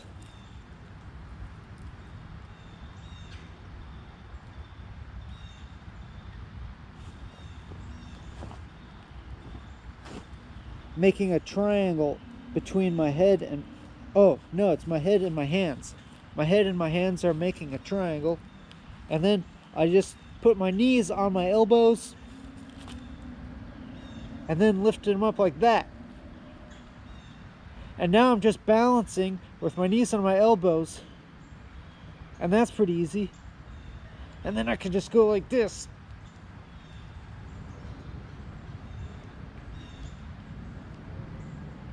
Welcome to Walking and Talking, the show where I walk and talk.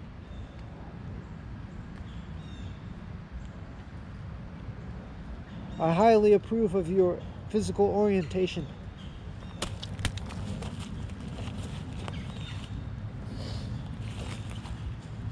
And now, ladies and gentlemen, the torpor is gone. The mental fog is gone. I'm cured forever.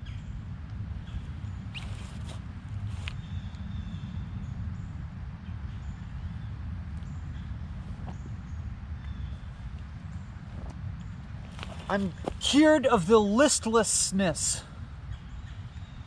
I'm cured of this sitting on a damn rock rationalizing away my low state of arousal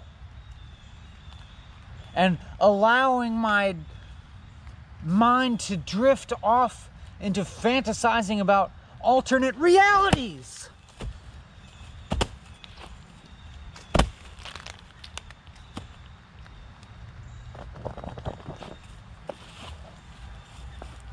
I'm so enthused that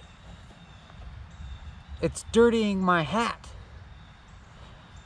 How do you wash a hat?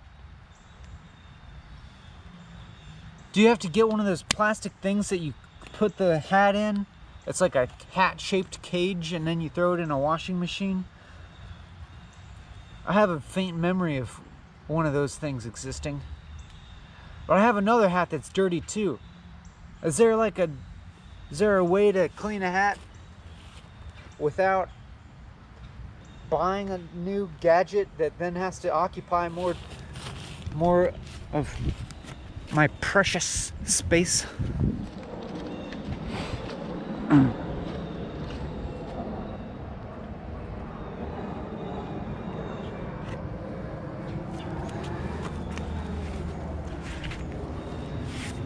Well, you can either this segment of the video is just a little special for those of you who are continuing to be upside down. Make sure to take a break every now and then and let the blood flow out of your head again. Or you can cheat and turn your monitor upside down. Or you can just watch upside down.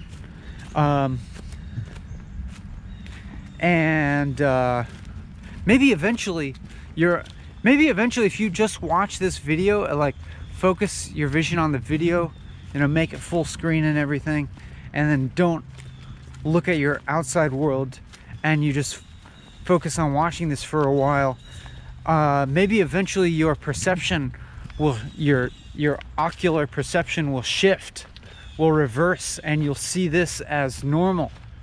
And then when you turn away and look, and you turn around and look at your room, your room's gonna look upside down. I swear this might work. I think that there has been research where they put these special like goggles on people that reversed vision to make it upside down. They made it made everything appear upside down to them, and they wore the goggles for like days, and then after a couple days it just, their brain just turned that upside down and made it, and it appeared normal to them. Just their brain doing that. And then when they took them off again, like the brain had, then everything looked upside down and it had to like readjust again.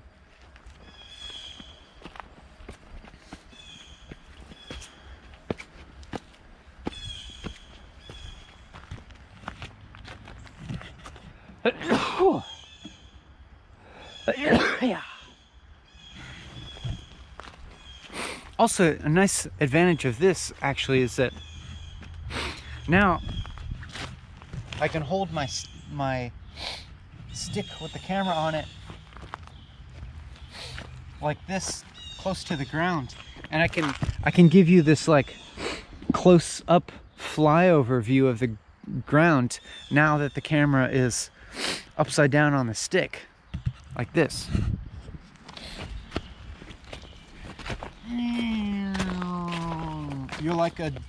You're like an airplane. Welcome to Walking and Talking for Kids. It's not just for kids. You know that. You know about this heady cosmological philosophy of consciousness crap. It's heavy stuff. But then, we also throw in some jokes for the kids.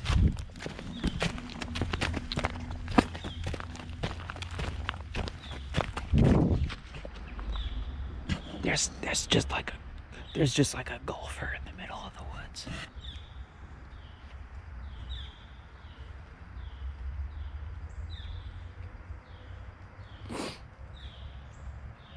Should I try and like scare him? I think he's done with this hole.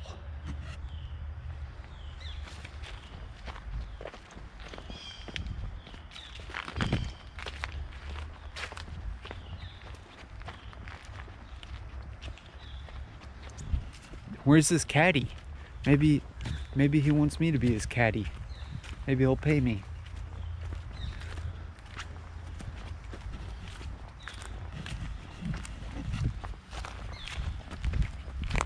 Oh.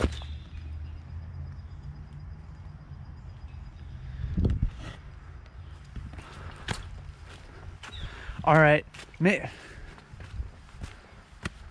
Maybe I should go one way or the other in terms of orientation. Let's stick with this. I'm going to stick with this orientation for a little while longer, and I'll not flip you right side up again for a little bit, and just watch the video for a while. Just watch it like this and try and get used to it, and then eventually maybe we'll switch it back and see if it fucks with our minds at all.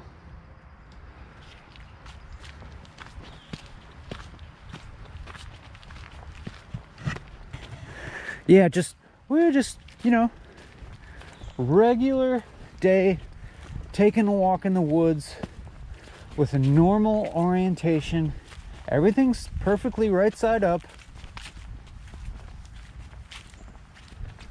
It's no need for standing on our heads.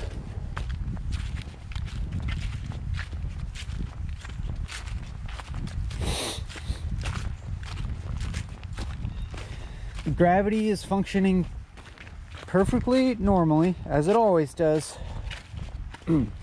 Up is up, down is down, and that's that.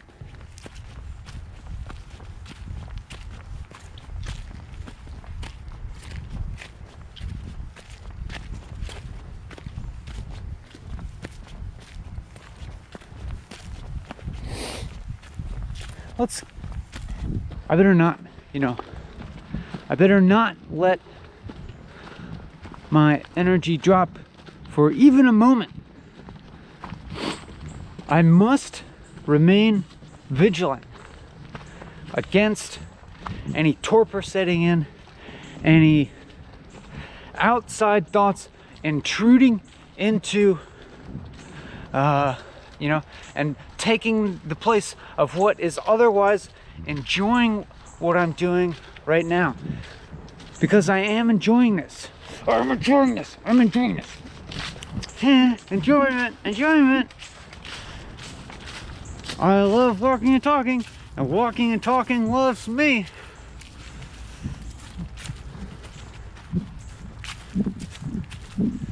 Picking up the pace. There's another golfer. He's probably gonna be mad that I'm filming it. No. Act normal.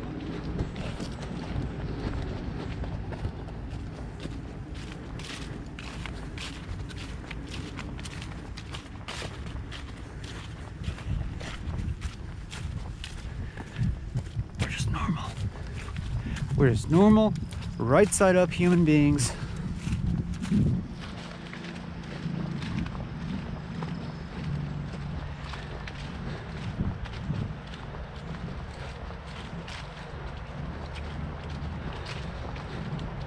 I think I might be walking on the trail that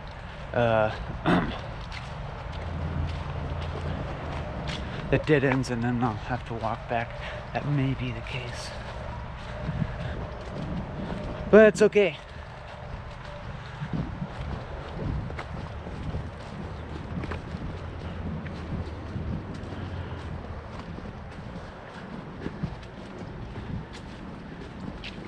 Is it possible that, whoa, look at that freaking mushroom bloom.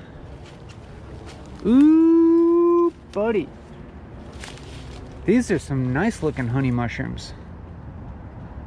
Dang, I need a bag.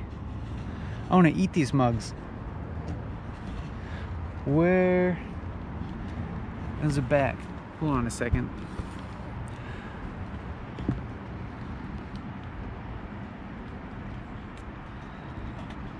Let me see. I'm trying to, gotta maintain the correct right side up orientation somehow, and still let you see the mushroom action. Ouch. Thorns. There we go.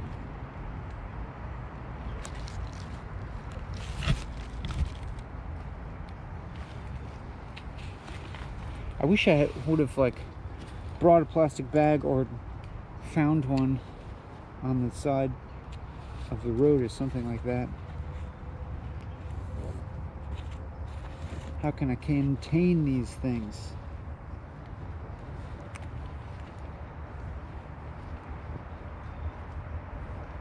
Oh, I just discovered a pocket in my backpack that I never knew existed. Is there anything in here? One of those secret pockets. What's in here? Oh, snap! Silica gel. My favorite.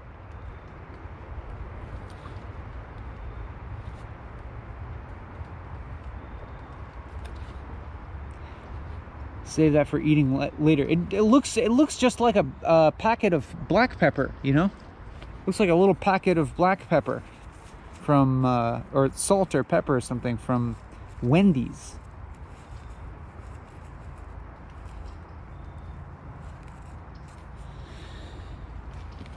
Anyhow,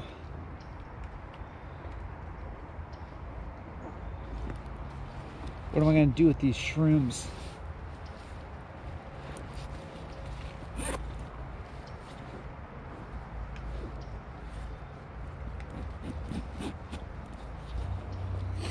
I suppose just throw them in my backpack and hope they don't get too smashed up, huh?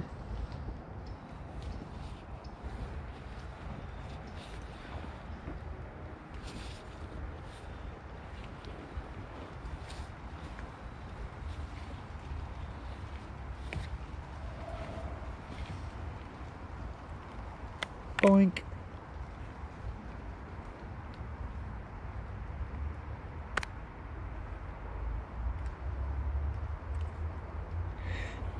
Did you know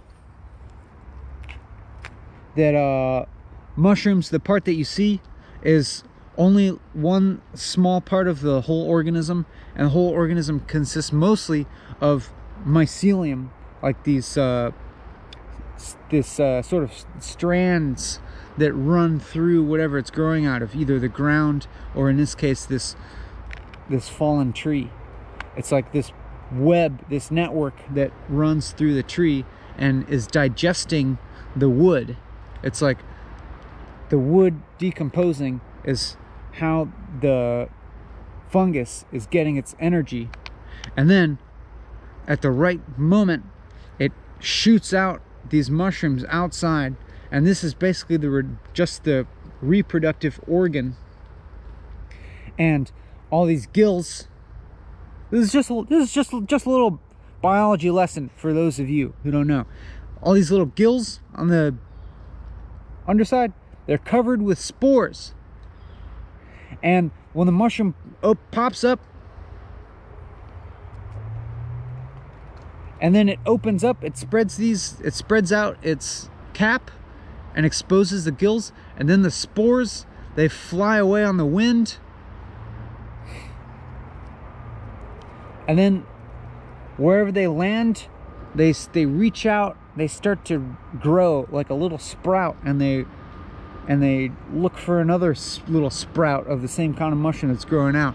And then if they meet, then they can like grow together and combine their genetic material, and then if they happen to have landed in a hospitable place for them to grow, then they'll grow into another mycelial network and you know, continue the whole cycle. But you might know that already.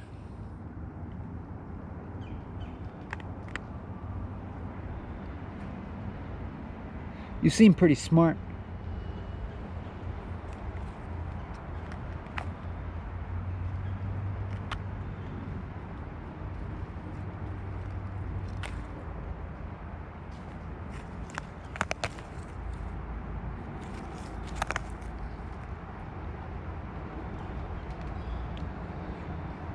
There's a bunch of these.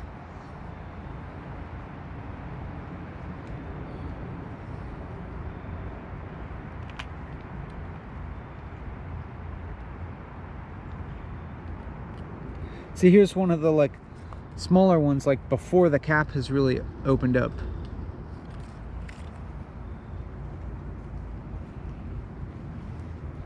And they're probably going to make a mess inside of my backpack, but oh well.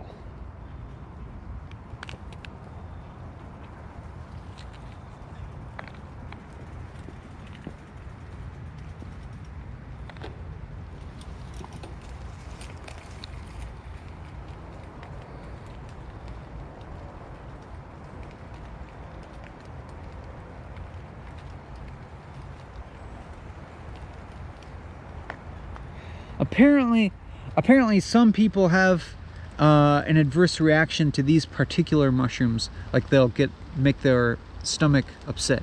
But I've eaten these ones before and have been fine. But you know, always you gotta be like 100% certain of the identity of any mushroom you eat, because there's ones that will kill you. This is just for you kids. No, it's for you adults too.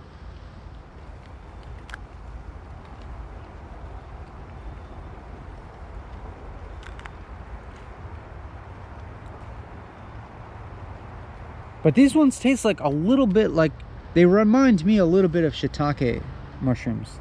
And they even look slightly similar to shiitakes.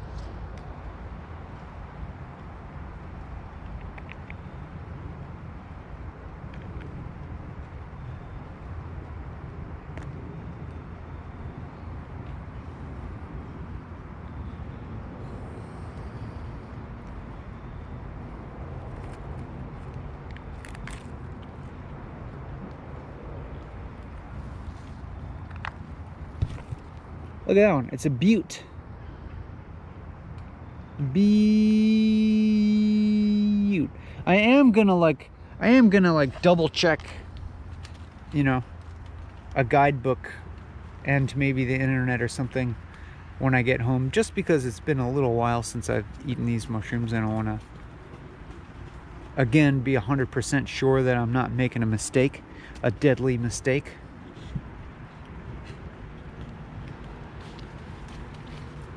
But I'm pretty certain already. I'll just get myself extra certain before I actually look at these. Isn't that beautiful? What a beaut. I guess butte is singular. What a bunch of buttes. This is a butte. These are buttes.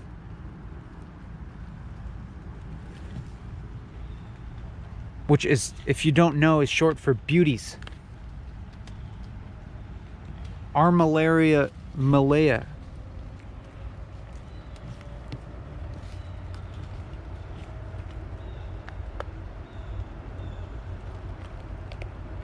This is fun. I can't believe I get to do this on a Wednesday.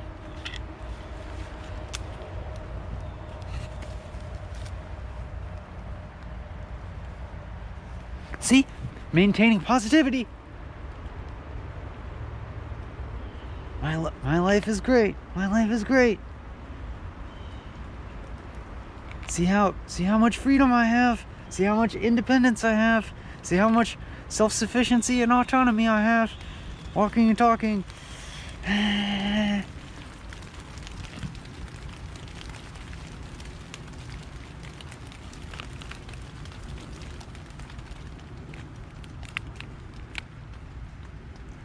The stem is pretty fibrous. Might not be the best stem for eating. Maybe I'll want to cut the stems off. These are so effing pretty.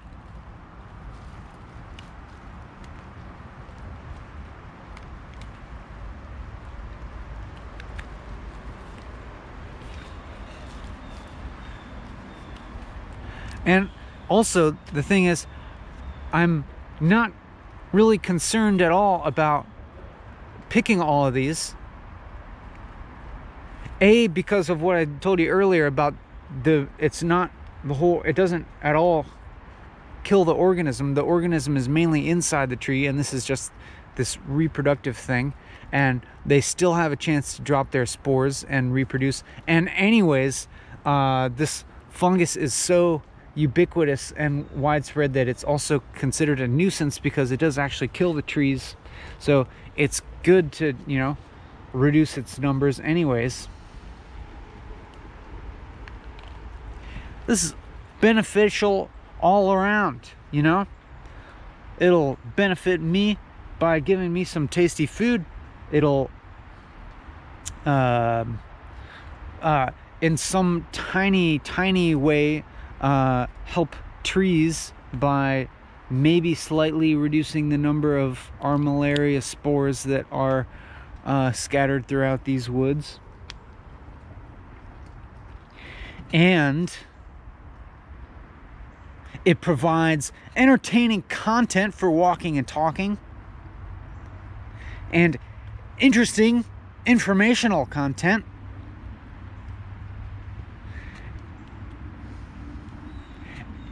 And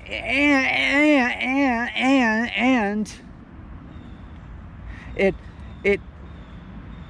just like, it kind of like adds to my positive feelings about walking around the woods on a Wednesday morning, making a video.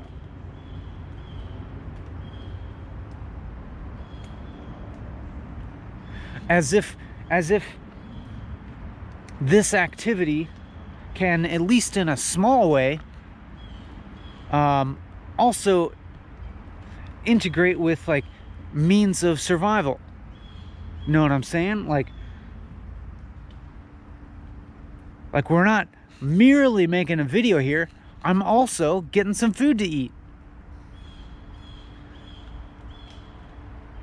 And maybe you're learning a little bit about how you can get some free food to eat.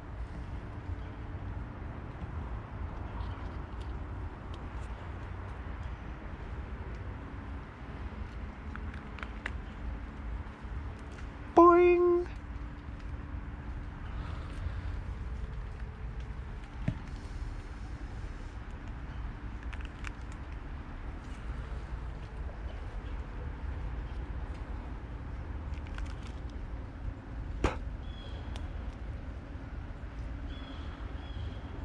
Get off. Get off.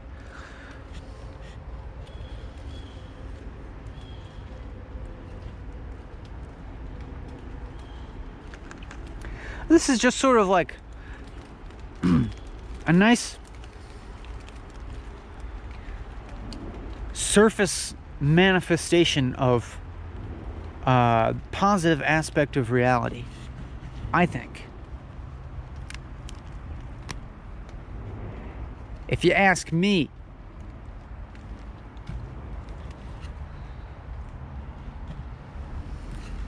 Maybe I'll leave the rest for the fairies, as they say. Just a little bit more. Just got to get some tiny ones for variety, you know. That one's so pretty. I gotta leave it.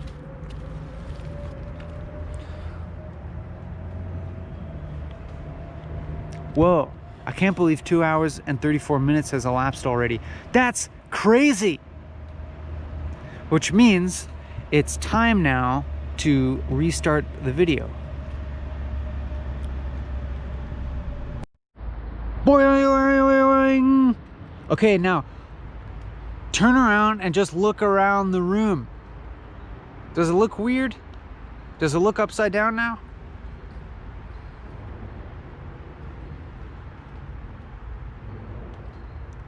Probably not. Probably looks pretty normal. But look at this backpack full of mushrooms. Holy smegs.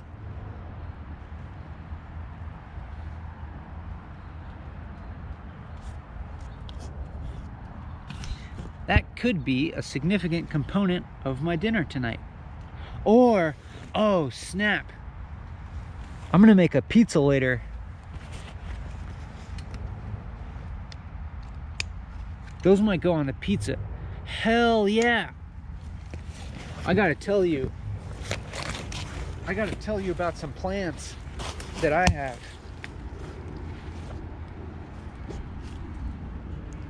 My friend and I, the other day, we collected a bunch of acorns from the species Quercus acutissima. She told me about this, and sawtooth oak, because among acorns, most of them, okay, this takes a little bit of explaining, but you can eat acorns, and not many people in the where I'm from know about that. You can eat acorns, but you have to leach out the tannins, otherwise they're way too bitter to eat.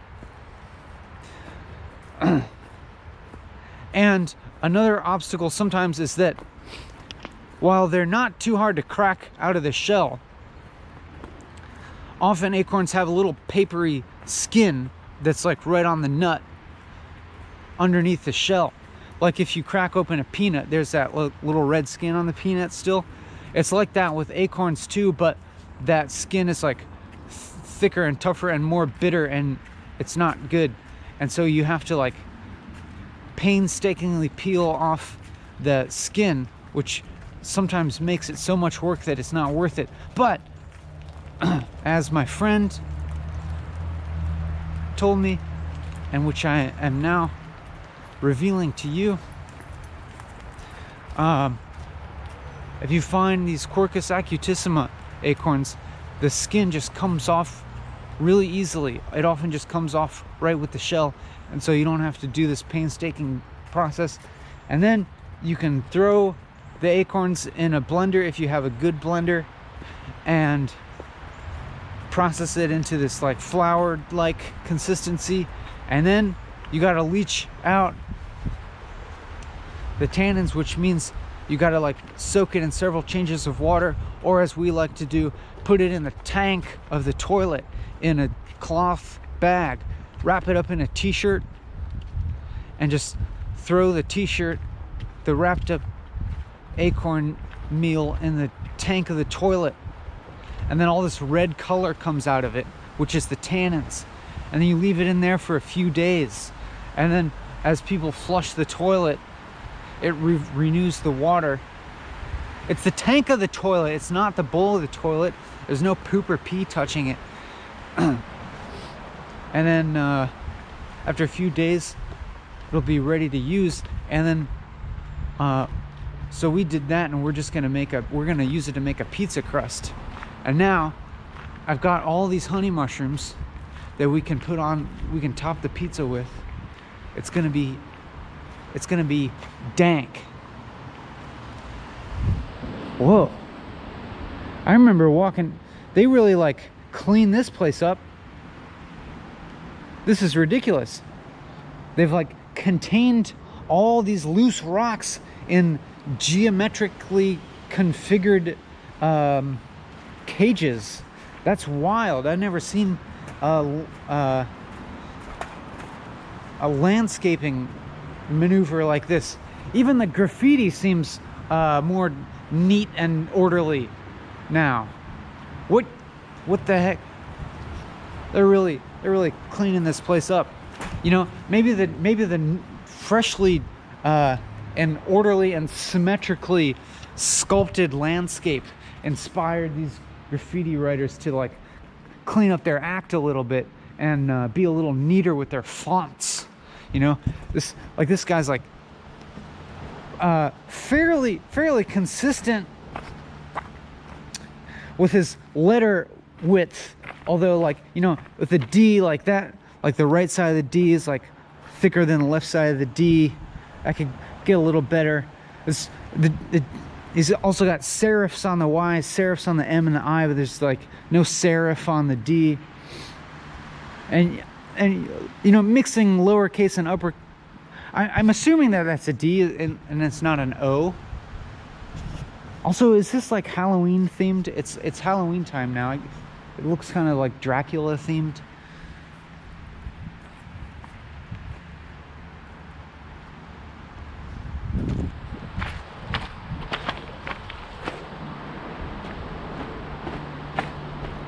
Why not?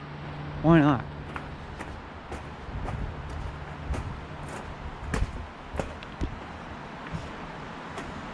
They're just making it nice for down here for the graffiti writers.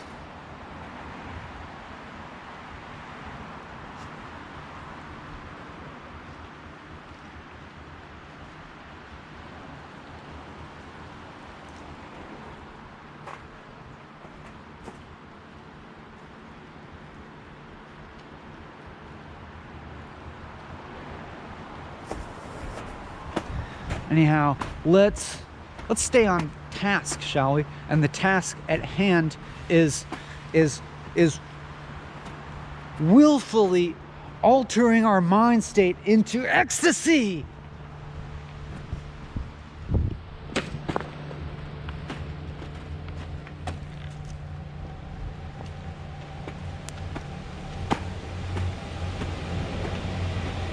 I'm ecstatic. I am ecstatic. Should be obvious to you. I'm just jazzed to be alive. I'm not being sarcastic here. I'm just purposefully stating these things in a tone that would seem to contradict the statement that I'm saying, because it's fun, and I like to have fun because I'm jazzed to be alive.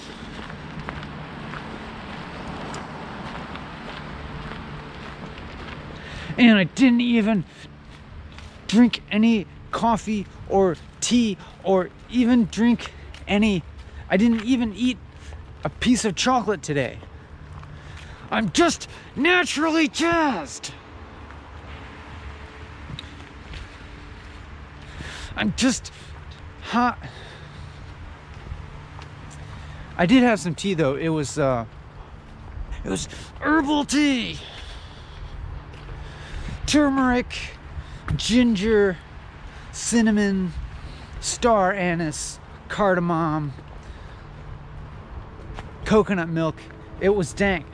Black pepper, cayenne. It was dank.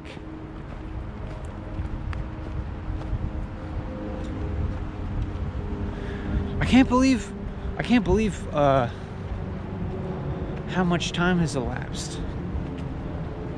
Time flies when you're jazzed.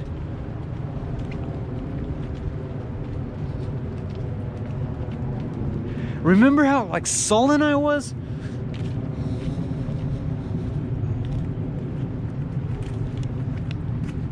Not sullen, just like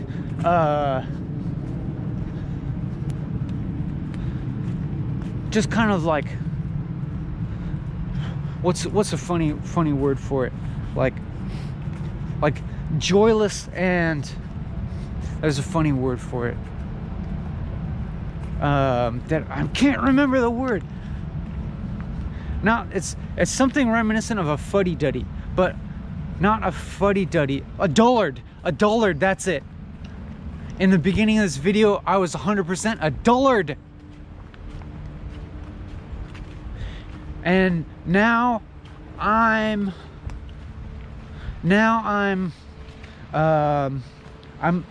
like a teen idol. As in, I seem to be manifesting the flippant sort of energy of a 12-year-old, but with incorporating a bunch of heady existential shit, like somebody who's like a 70-year-old spiritual guru.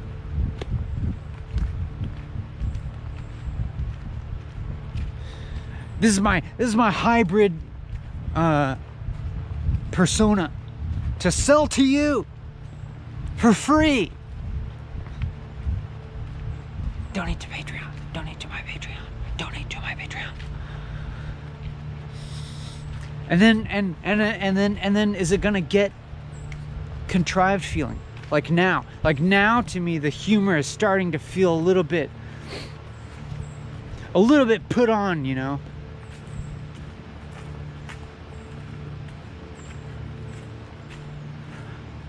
Like I can imagine you'd be like, I don't know, it depends on how much of a dullard you are, but I can imagine you being like, tone it down a little bit, Ben.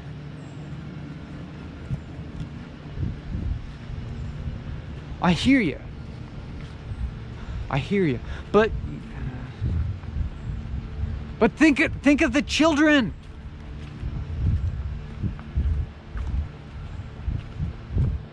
They want to see me burst a vein.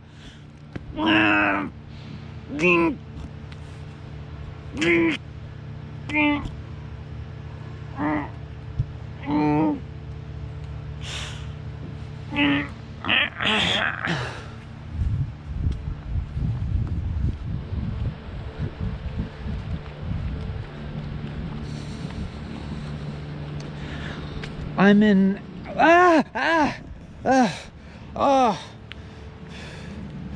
oh God. Ugh. I hate seeing this. The spotted lanternflies. I'm gonna annoy them. I just like, come on. I honestly don't want to like experience the like crunch of squashing them, but I want to have a little bit more fun with that, and I just want to like throw a stick at them. They took no mind. They don't care. I'm not sure how I feel about killing things on YouTube. Even though, like, you're supposed to kill these bugs so that they don't kill the trees. I think ethically, I think I feel all right about doing that.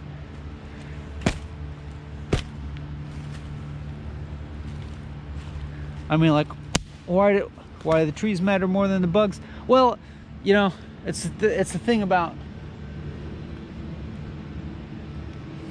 ecosystem. It smells weird over here. It's the thing about ecosystems being disrupted, because like they just like all of a sudden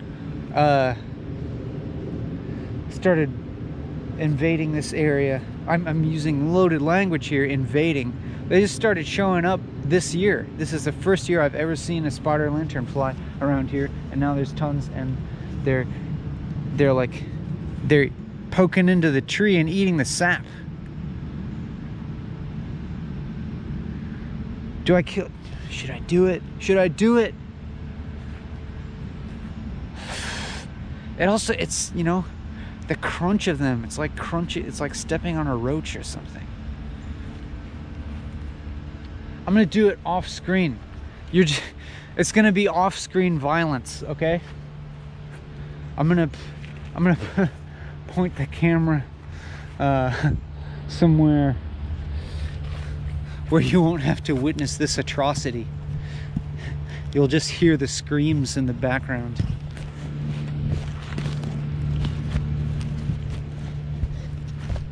Okay, be right back.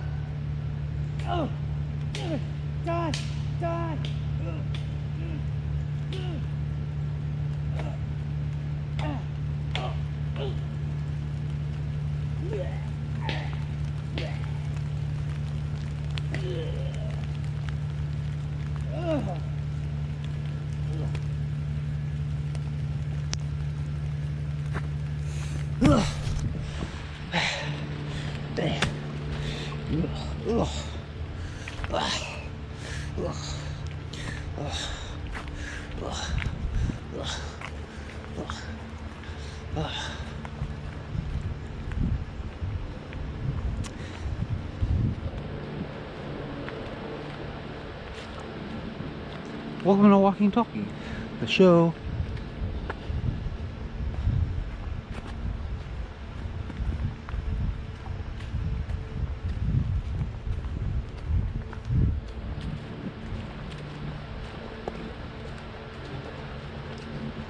I'm overflowing with love and compassion for all beings. All beings.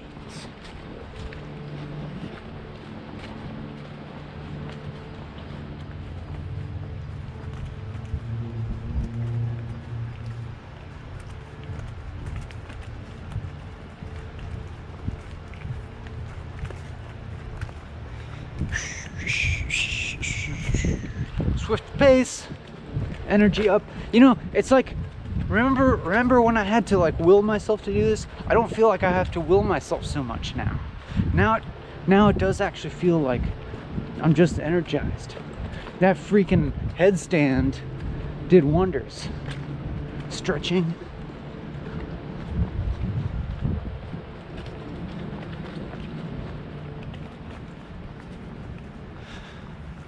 You know, I'm not like censoring myself. I'm not overly thoughtful.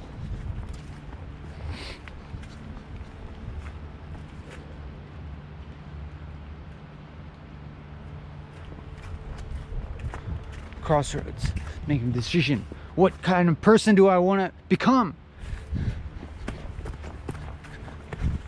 Which way? That way or that way?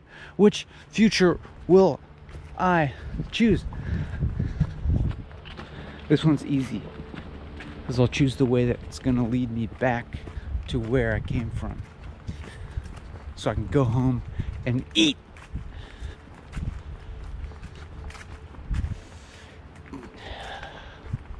I really do wonder if you could eat those those flies.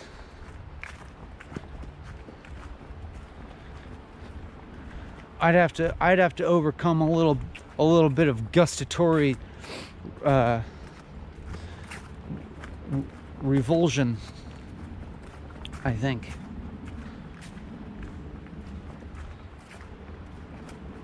But I've eaten bugs before. I've eaten ants. I've eaten grasshoppers. I've eaten ant larvae. I've eaten black soldier fly larvae. You fry them up, and it tastes like popcorn.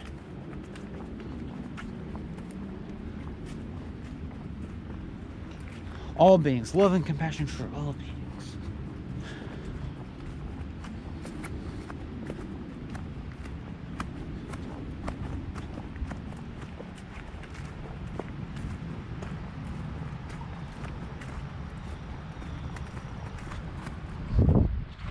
I'm just turning around, and now I'm turning around again. Because why not? I'm celebrating my freedom.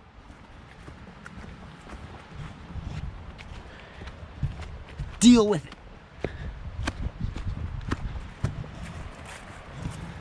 This is the new Ben Bennett. How do you like the new Ben Bennett? Ben Bennett's back with an attitude.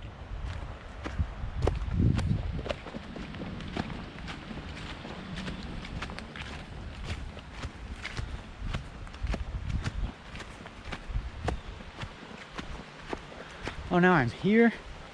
It might be too early to be here at this spot.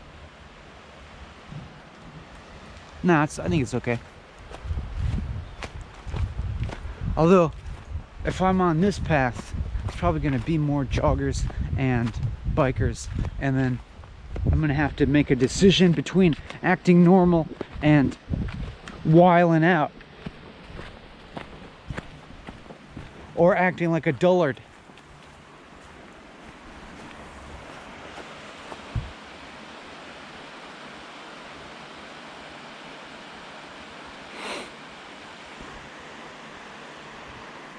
Pretty, huh? No more time for nature appreciation.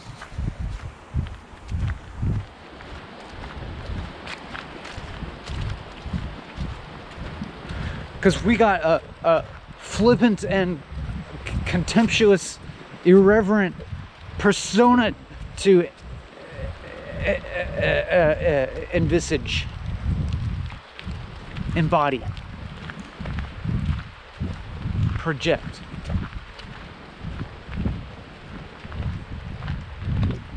Thesaurus.com. Thesaurus.com.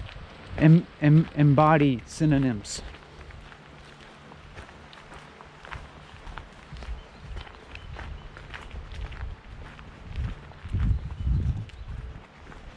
Thesaurus.com. Represent synonyms.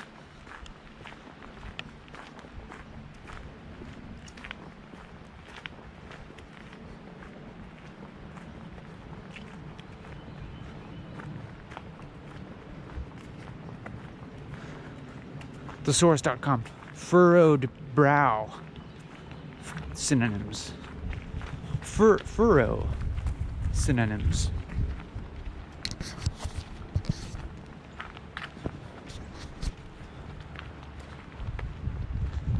Wikipedia.com. Spotted lanternfly.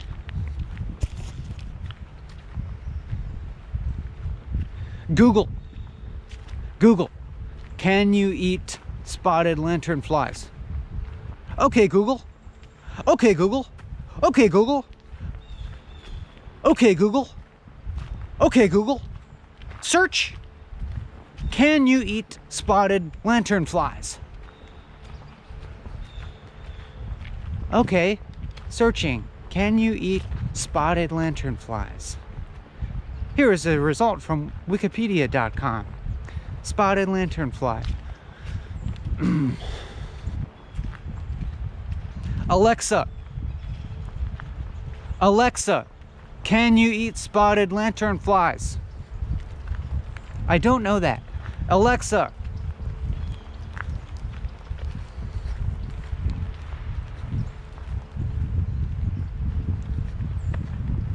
Alexa, edibility of spotted lanternflies. Here is a result from Amazon.com. Reviews for the book The Green Lantern.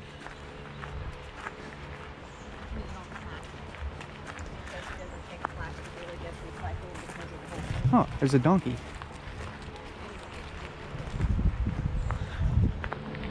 The Green Lantern, a comic book started in 1906 by a guy, later made into a TV show and movie and whatnot. Alexa,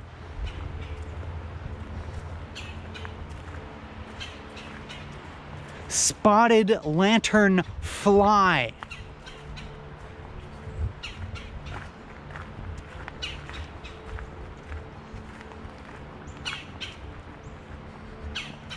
Here's an Amazon.com result for the movie Angels in the Outfield.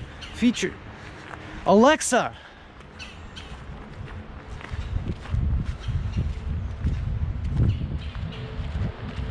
spotted lantern.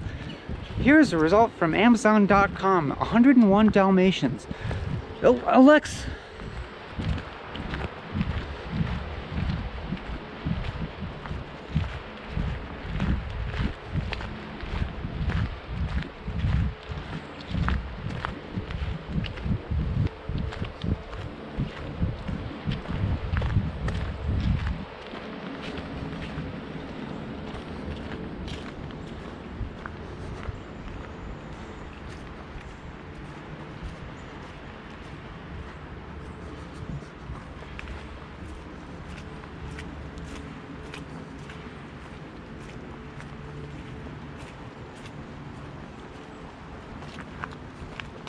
Siri, Siri, Siri, Siri, can you eat spotted lantern flies?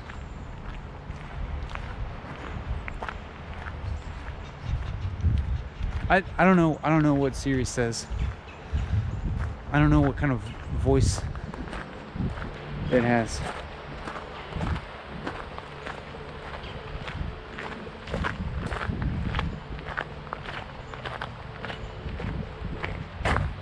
Oh, that's where I was. I was up there with the nicely arranged rocks.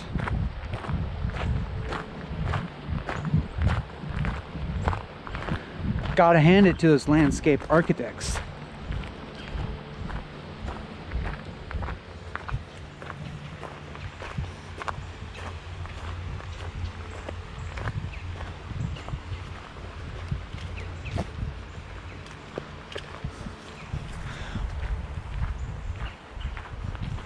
We don't necessarily have to maintain the same level of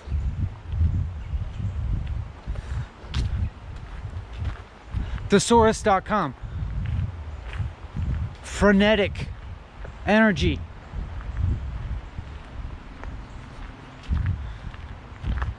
Synonyms.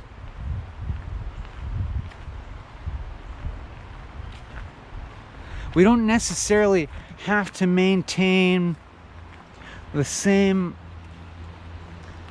level of thesaurus.com, the frenzied synonyms. We don't necessarily have to maintain the same level of thesaurus.com, exuberance. Synonyms. Exuberance definition. The whole way through the video, we could, you know,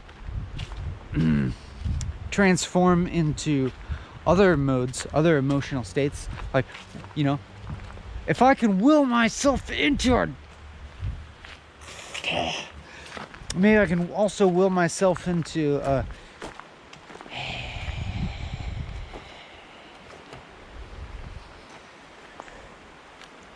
yeah.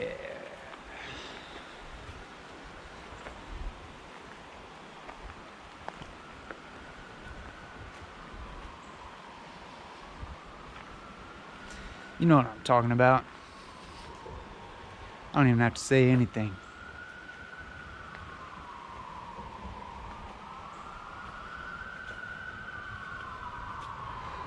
You and me, we understand each other.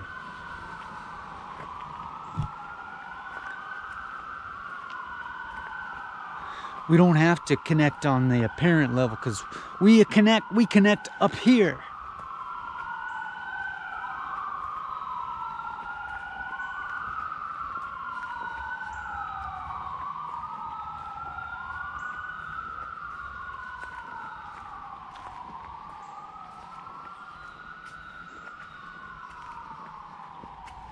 Thesaurus.com. Tranquility. Synonyms.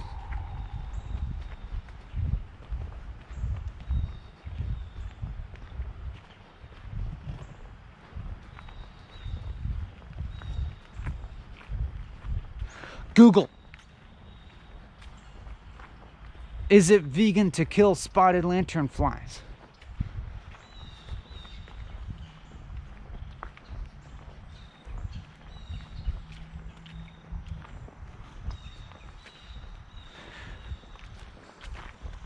Google, if I'm vegan, should I just let the spotted lanternflies kill a tree?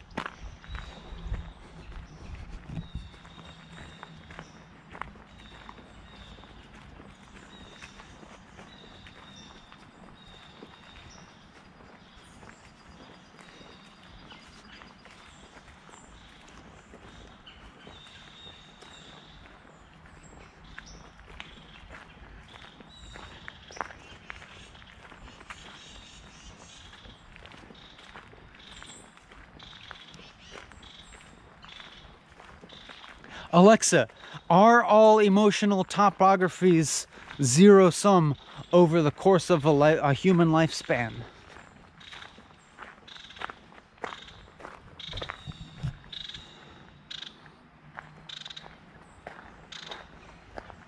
Ooh, that was a cute bird.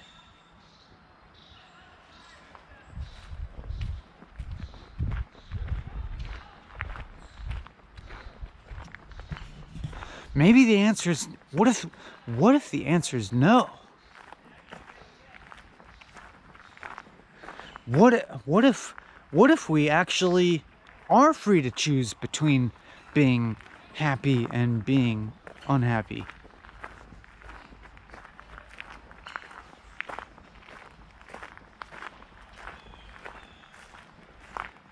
If that's the case, I've been living all wrong all this time.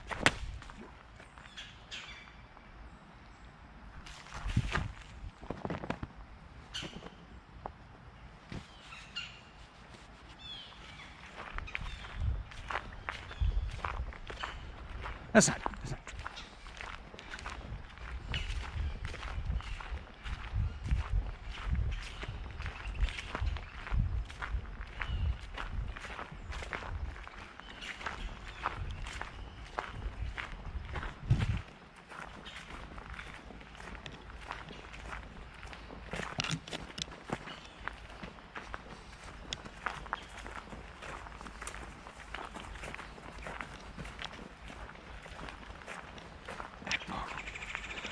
Alexa, if I'm really happy right now, does it just mean I'm gonna be sad later on?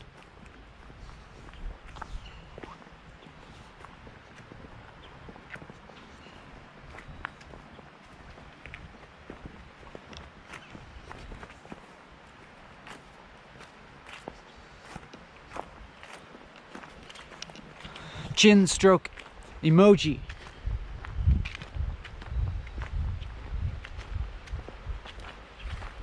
That's the emoji for me. If I had to be one emoji, it'd be this guy.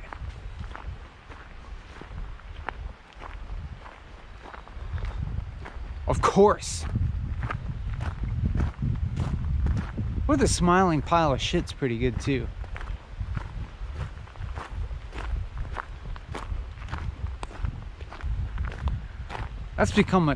That one's become a classic, I feel like. Well, it's kind of new on the scene. It's making a splash though. Ooh, ooh, ooh, ooh. You like that one?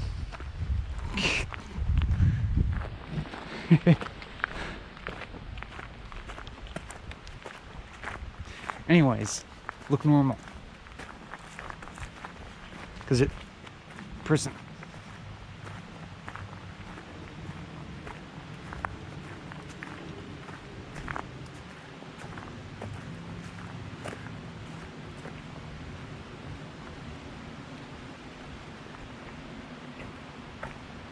Oh, we're back in the spot where I was like trudging through the muck, as I was saying it, aka being a total dullard. Remember this vista?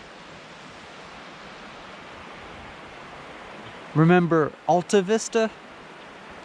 That was my search engine of choice back in the day. Alta Vista. My uncle told me that one was the best.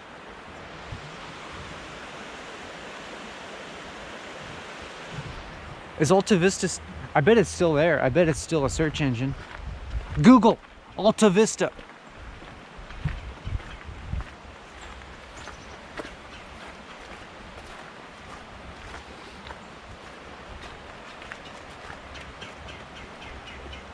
Google Translate Wikipedia Alta Vista.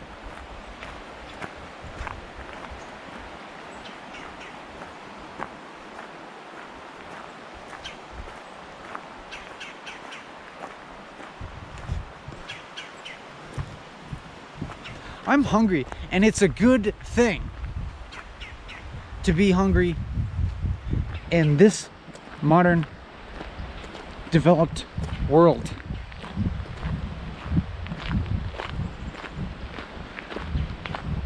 Because there's so much hyper appetizing food all around. It's, if you open your mouth, a piece of delicious food is just gonna jump right in it. And so if you actually get hungry, then you can actually enjoy your food. I'm unlikely to get hungry unless I do something like this without eating breakfast first. Ooh, look, it's spiceberry. These things you can use as a spice. It's a little bit like, maybe a little bit like allspice. I don't know if I'm crazy about it. There's a little kind of weird flavor about them, but the best way that I have experienced these things is when a friend of mine made pawpaw jam and flavored it with these. That was a really good combo. Remember the pawpaws from that foraging video that I made?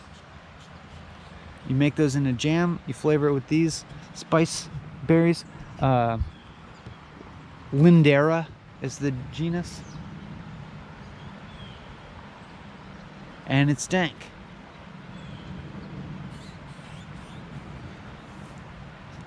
I'll put some in my pocket.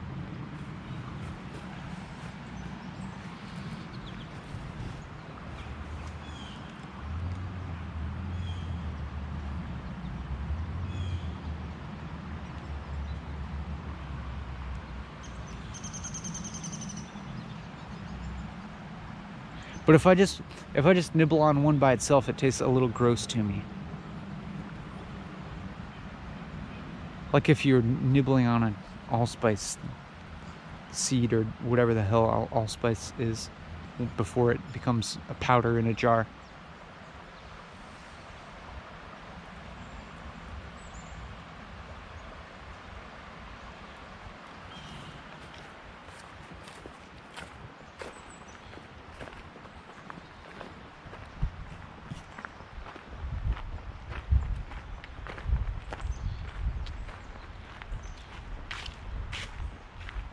I can have everything I want in the world right now.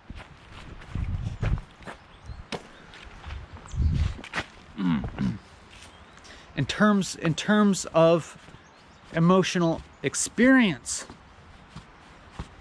and intellectual engagement and stimulation and fun and a psychedelic relationship to reality. Boing. No drugs necessary. I'm serious. No drugs necessary. All you need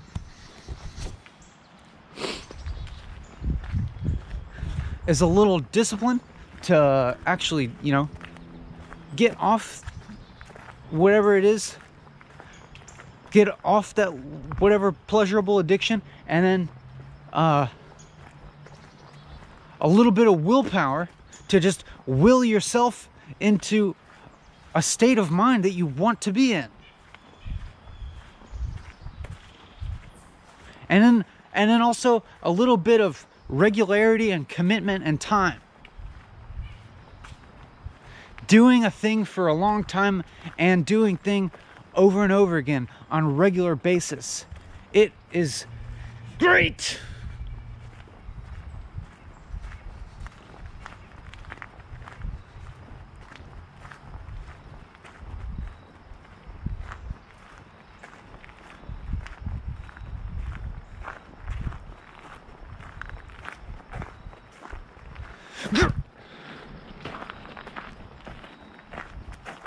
It leads to all sorts of unpredictable outcomes that are just fun to discover.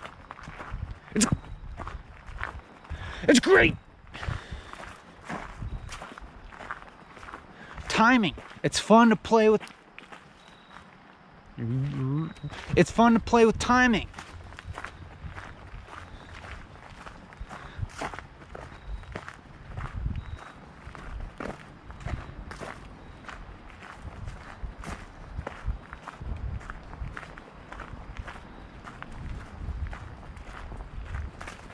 Repetition.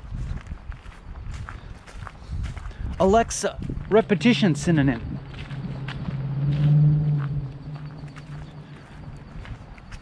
Google, difference in repetition. Google, theme and variation. Wikipedia, theme and variation.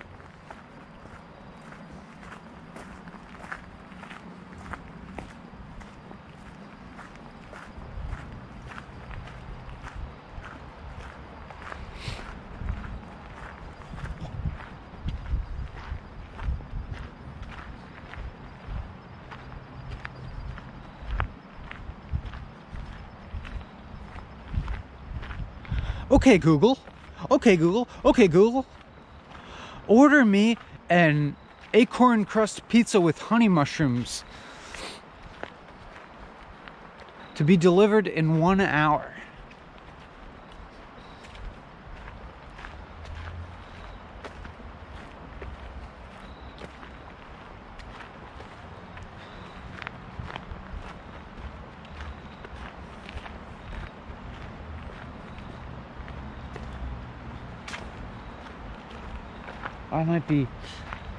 I might be coming out of the woods too early. I think it'll be okay. We can take our time. I'm just gonna be close to the road, and that's annoying. Oh, I can go this other way for a little bit. There's always options available.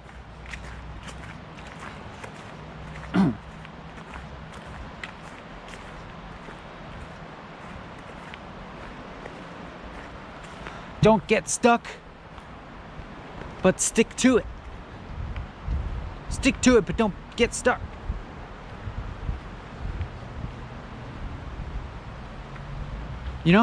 Be free, but then use your freedom to commit.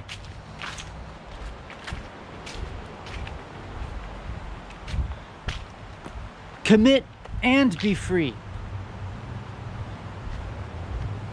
Commit because you want to. Commit because you understand what kind of joys it brings.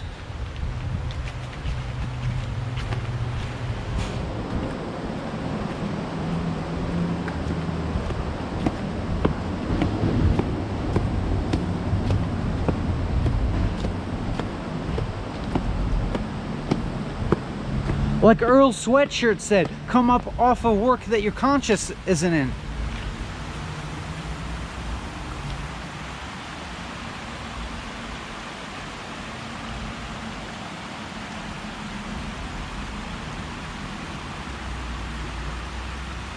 But you know, that guy could use a little bit of like a little willpower to will himself into a mental state that is a little more fun to be in. I mean, I know it's like, it's authentic. I know depression is authentic. I know it is.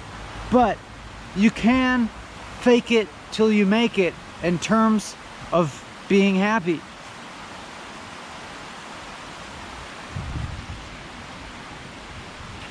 I think. Well, I mean, based on my experience of today, essentially. The evidence may not be conclusive yet.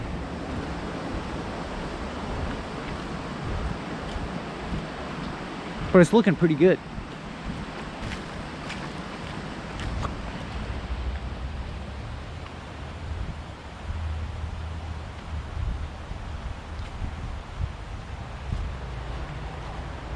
See these pretty orange leaves? They're poison ivy.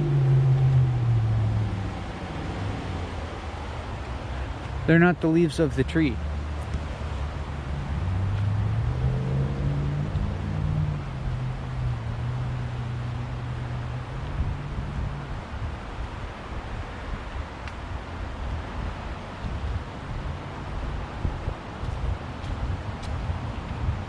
Alexa, play Rubber Biscuit by The Chips.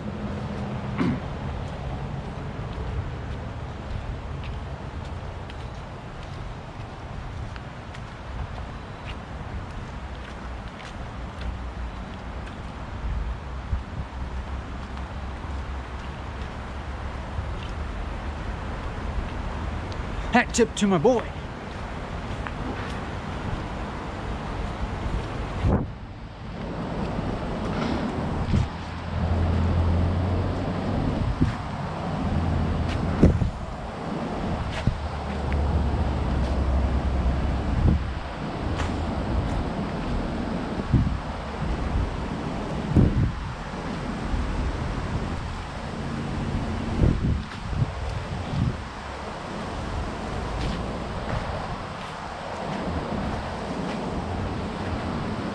We're in love.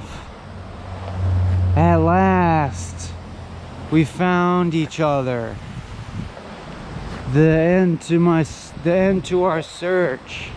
Oh. Whoa. That was a whirlwind romance. And now I'm all off balance and dizzy.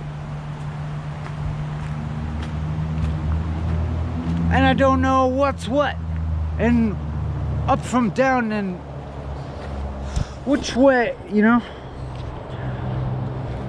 I don't know which way. What is it that the ground is up? Which way is up? I don't know my head from my tail.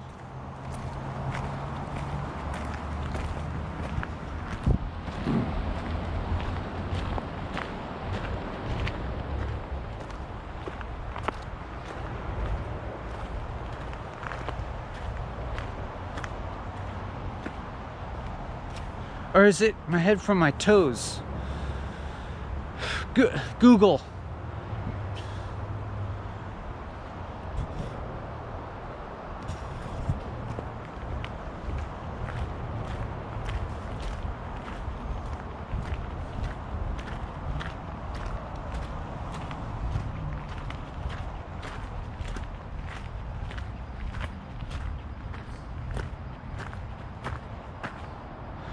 Titles for this video.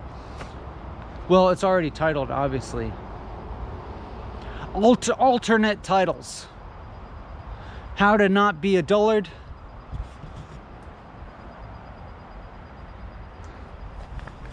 How to make yourself have fun.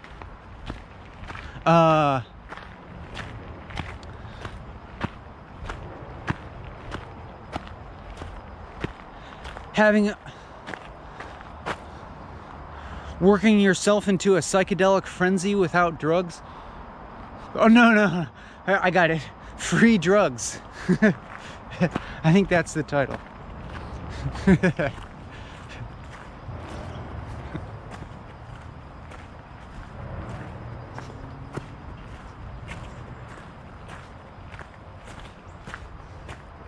Free drugs as in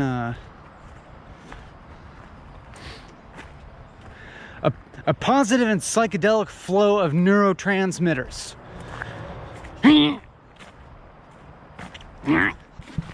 Burst of vein! Get a burst of vein! Oh, I did too much. Oh, I took too much this time.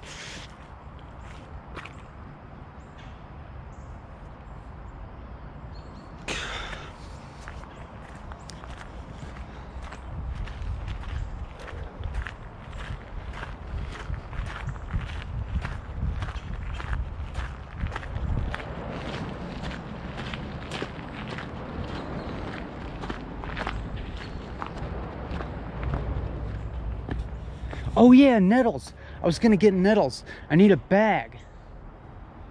I need to find a bag on the ground so I can keep them separate from the mushrooms in my bag.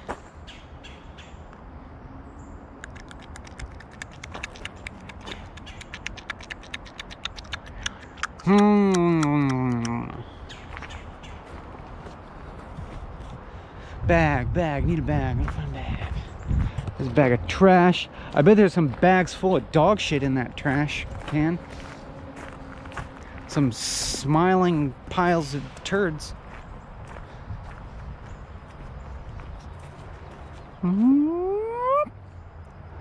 Appears to be nothing in this bag. I'm not gonna steal the trash can liner. 'Cause I'm a good person. I know how morality is linked with a psychedelic experience.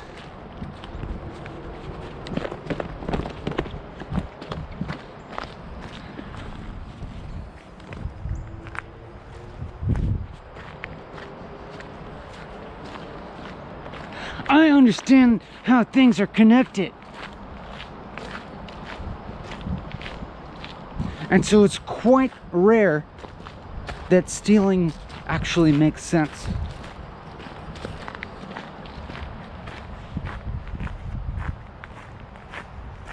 But sometimes it might make sense. But it's rare. It's only if it's gonna somehow create a net positive for the whole world.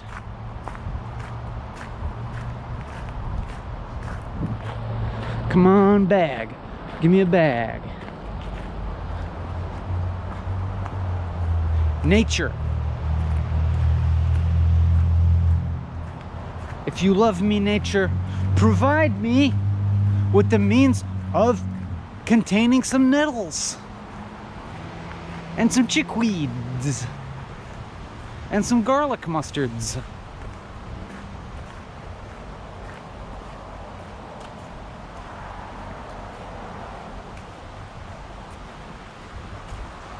I'll figure it out.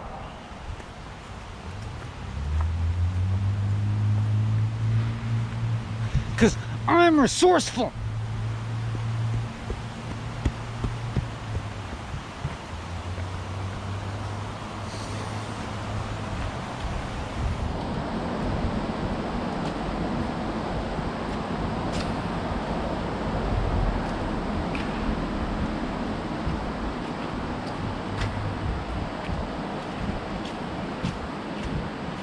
What do you...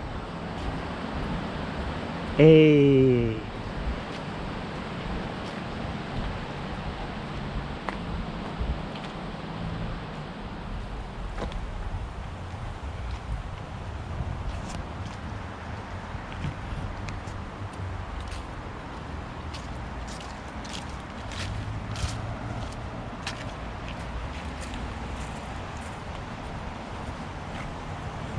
we just keep it flowing, you know.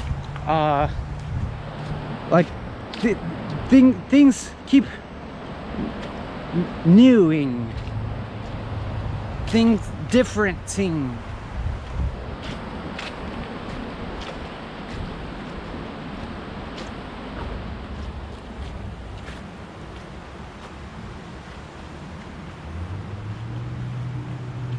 Actually,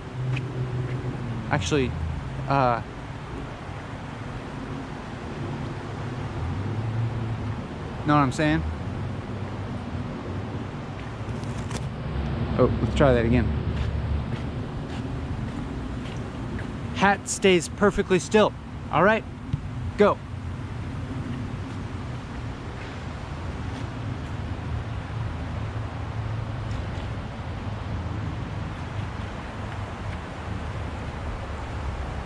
That's what I'm talking about.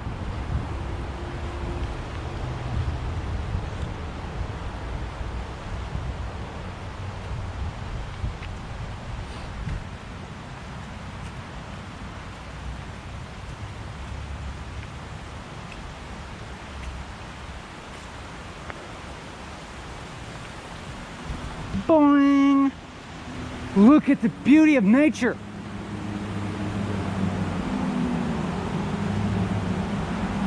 Just look at it.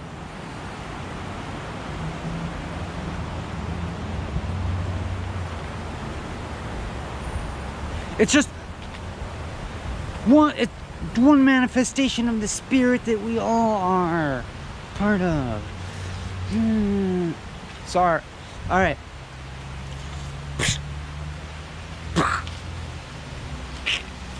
I'm bursting at the seams.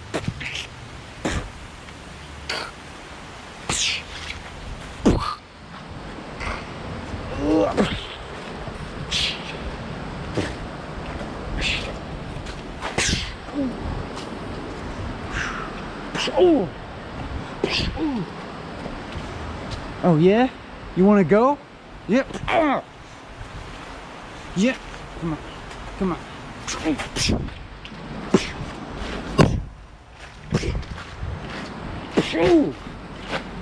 Yeah, come on.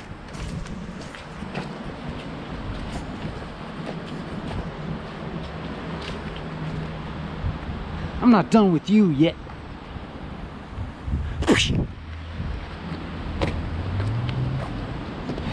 Oh.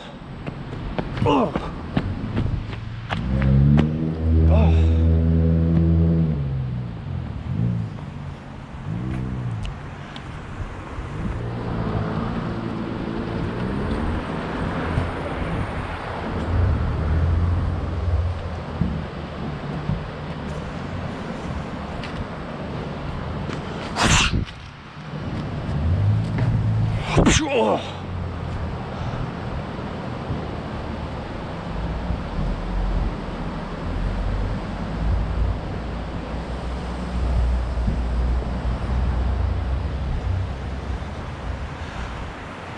We're breaking barriers. We've crashed through the barriers.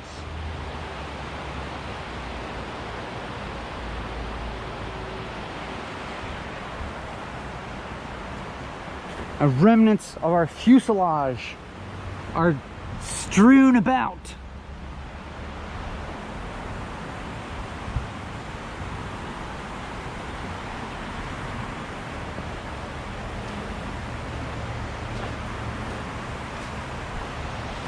In bloody evidence of the violence of, whoa, smashing through the barriers of our dullness.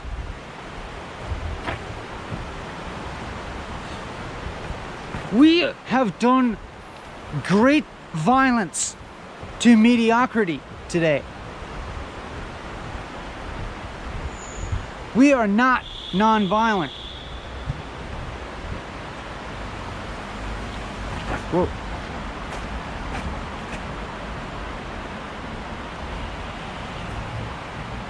Irreversible violence.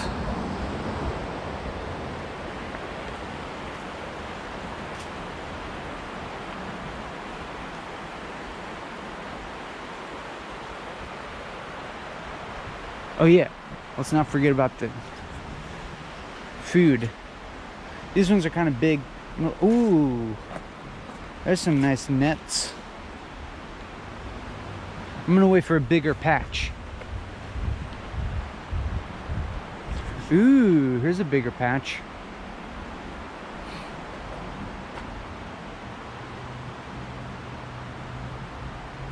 Yeah, I'll nab some of these. Nab some nets. I reckon I'll just throw it all in my backpack and sort it out later.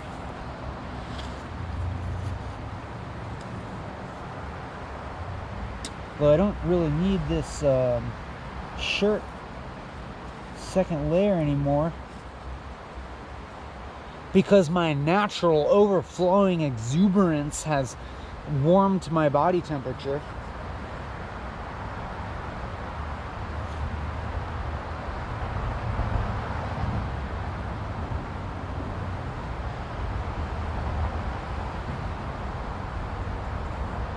I'm glad you're here with me. Just thought I would mention that. I need an audience. I need you. I need to be looked at. Always.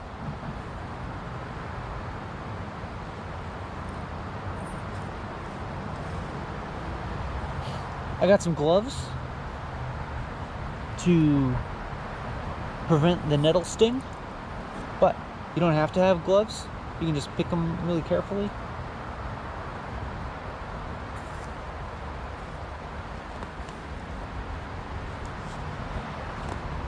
I just pulled the tops off them, and they keep growing.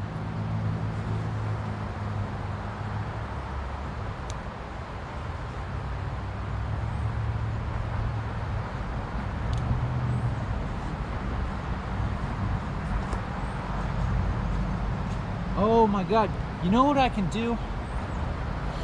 This is ridiculous, and it's all coming together. I can pick this nettle, and I'll pick some of that chickweed farther down the trail, and some of that garlic mustard, and I'll go home and I'll make it in a pesto, and then I'll put that pesto on the acorn crust, and then I'll chop up these honey mushrooms and I'll put them on top, and then I'll bake that mug, and it'll be a totally wild ass pizza with, like, you know, like, no effort expended. It's all pretty easy and fun.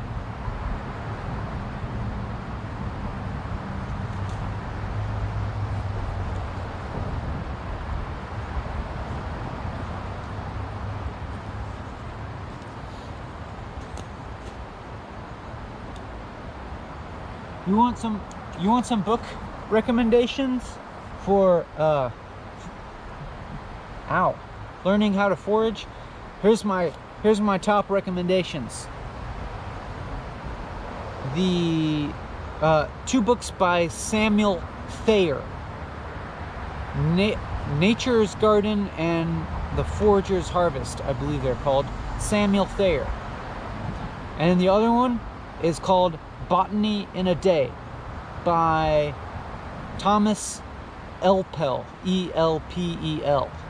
Thomas Elpel. Thomas E-L-P-E-L. Botany in a Day. And the other one is by Samuel Thayer. Forager's Harvest, Nature's Garden. You'll learn a ton about how to eat wild food and harvest it and prepare it and all that stuff. And identify it.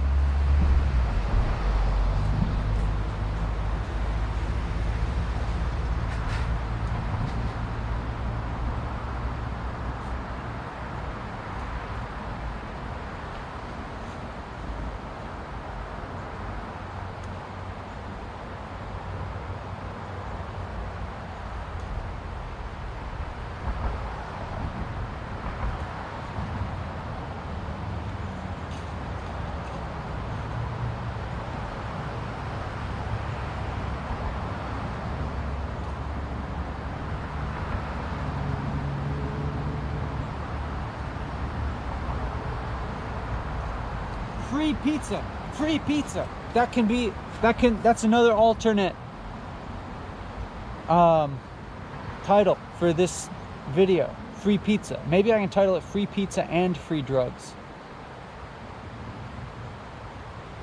Hell yeah.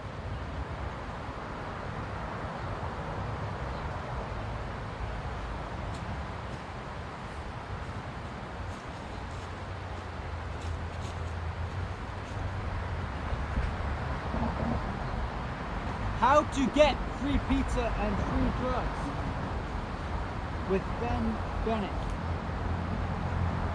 Ow.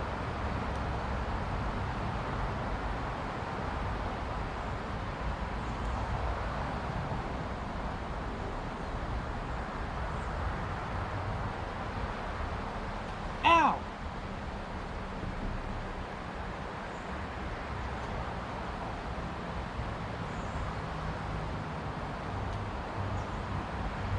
They're stinging me through the gloves. But it's fun because it's not gonna damage me. It's just pain, which is fun.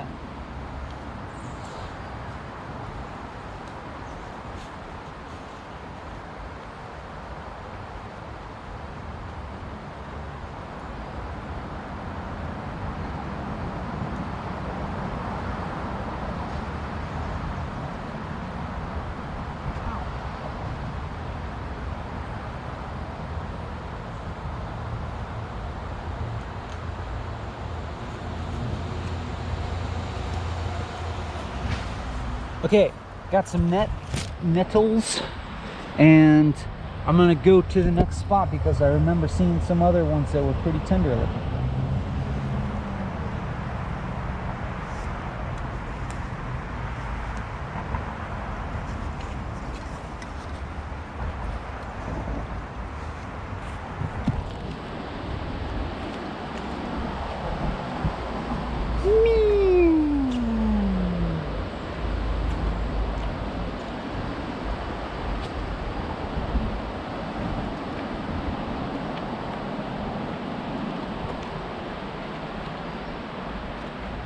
There's some nice looking ones. Oh, this patch looks good. Hell yeah.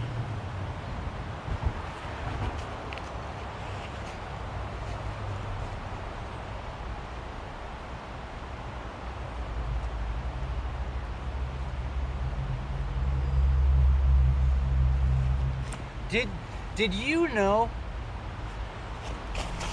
Did you know that a lot of the time I like think of myself as like a serious artist kind of person?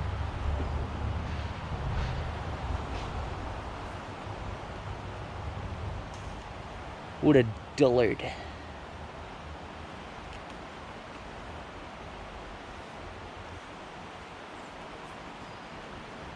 It's a fact. True fact.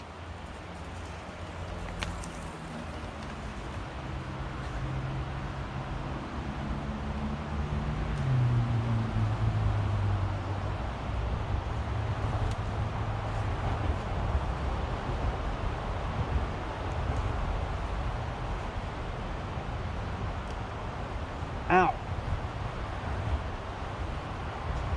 But when I'm thinking of myself that way, actually when I'm thinking of myself at all, I'm the embodiment of a dullard.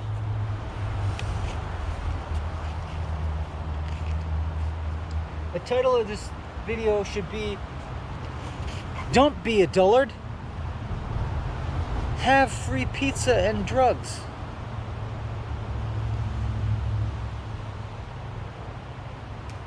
And by free drugs, all I mean is mustering the willpower to wade through the existential sludge of reality and then motivate yourself into a wild frenzy of exuberance.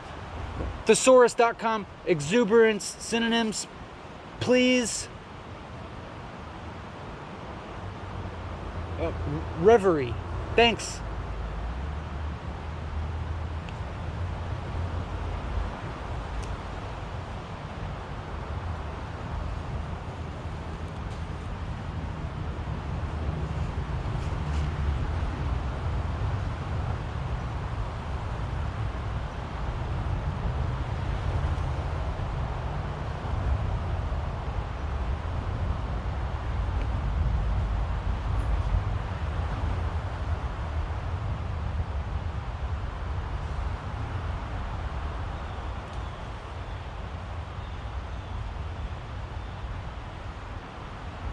Enthusiasm. No, that's not good enough.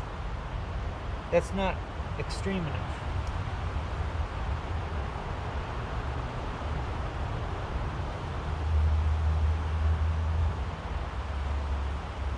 Ecstasy. I already said that one. Also, not so good because that's the name of a drug.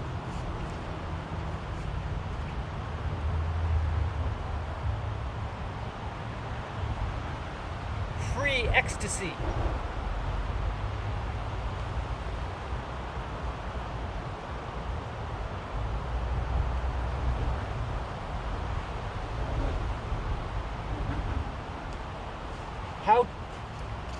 How to make ecstasy.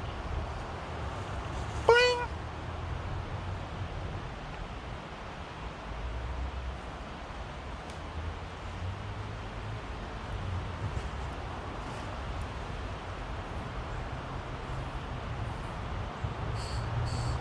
You just make this pose for 8 hours and make this face for 8 hours. And hold something weird in your left hand.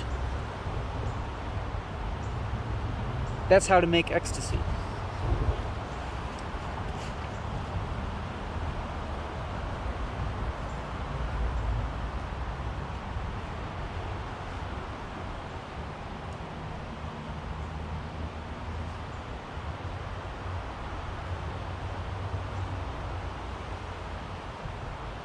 It's misting again. My favorite.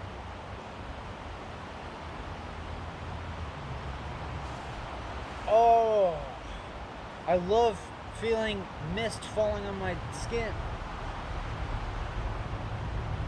It's a good mist.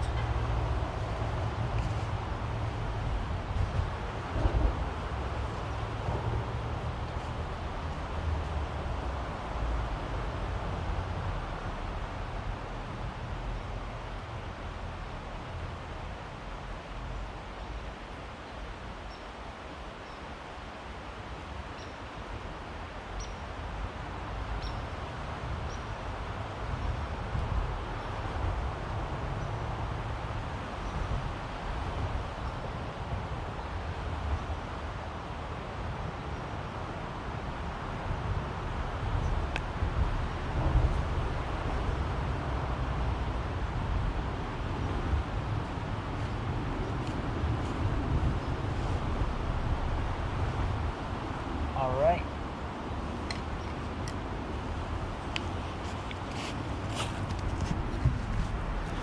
We got some more nets.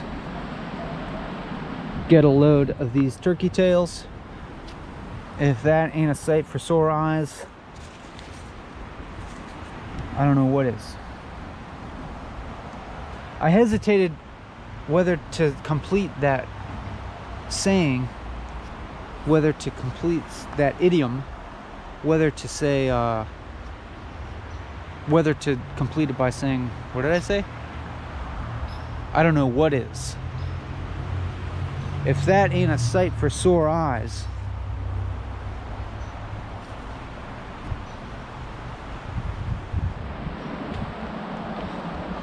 flip it and reverse it. Look at all these nets.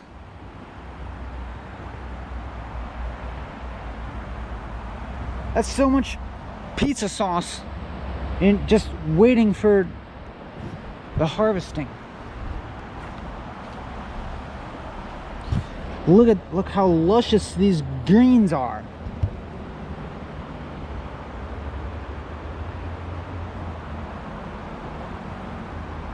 I gotta get some of these. I got to.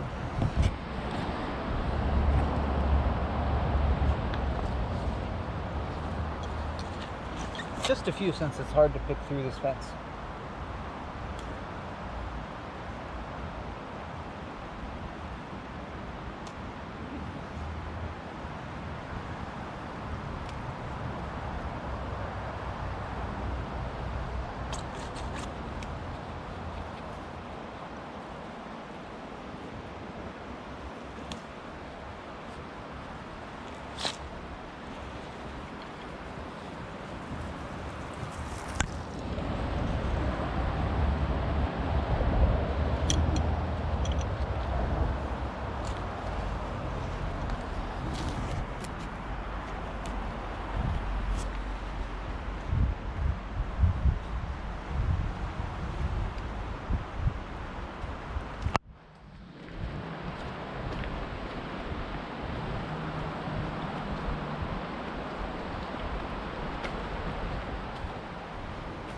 My hat's loose.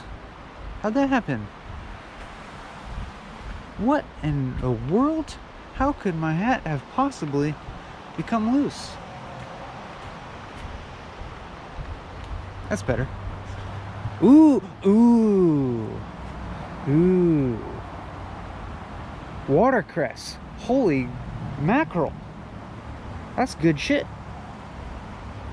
I think it's watercress. It's some kind of cress. Well, it's pretty darn muddy here, so that seems to lend evidence to the water part.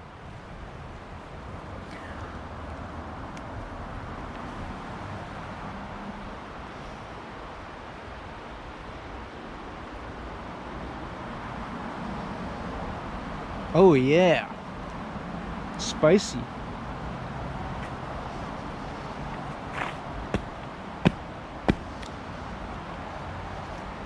This will be a good addition to the pesto.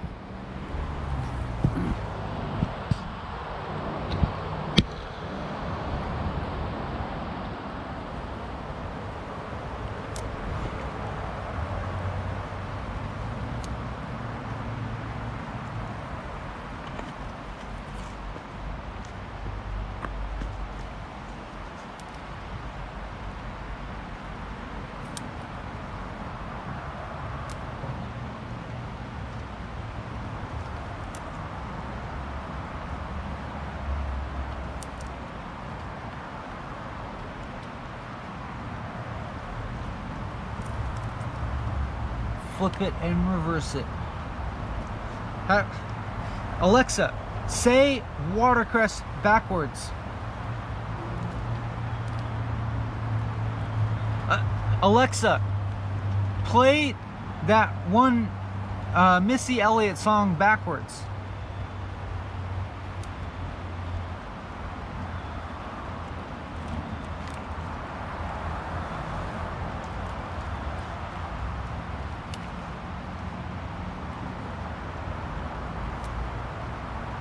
Alexa, you know which one I'm talking about.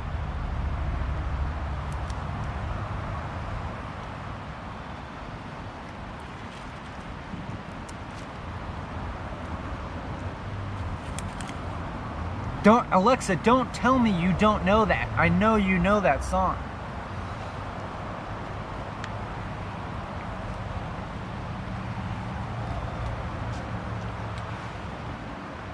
Well, this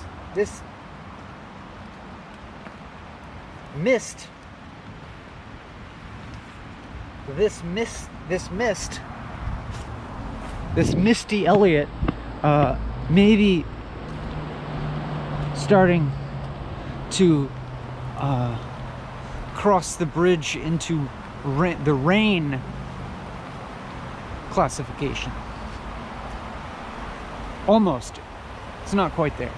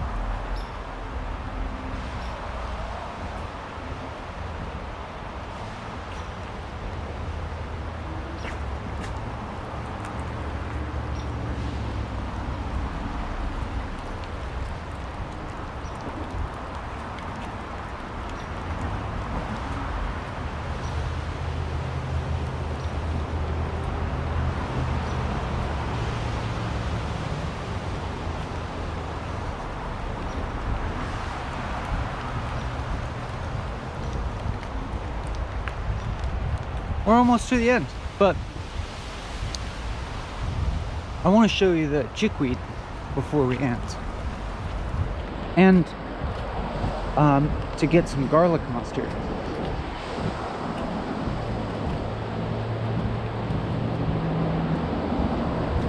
Here's some really big garlic mustard leaves. This guy.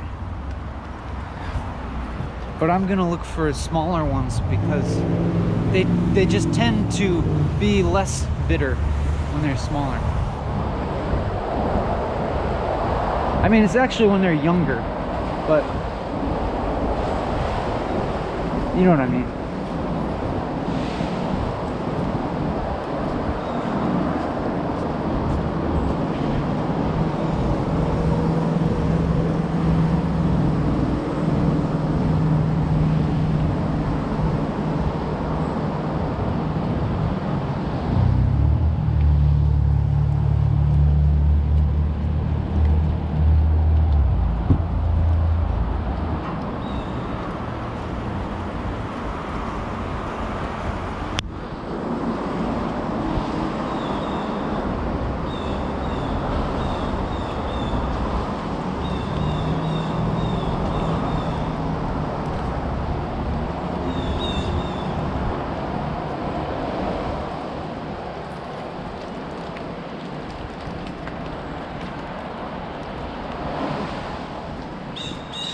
Hey!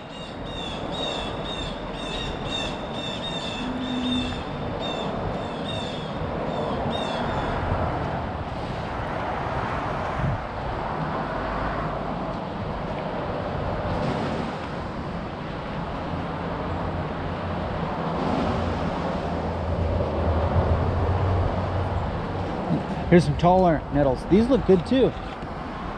These look nice.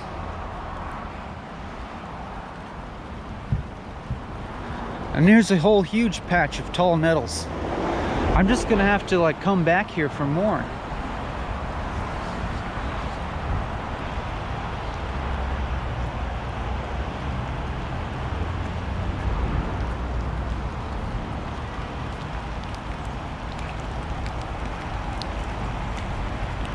They're all over. It's cool. It's like late fall, and there's like fresh nettles. Thanks to mowing.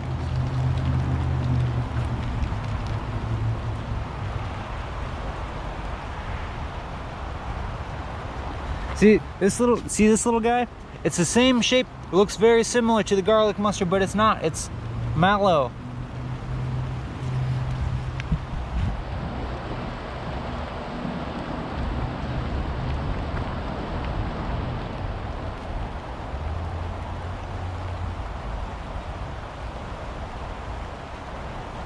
Now I'm actually getting wet.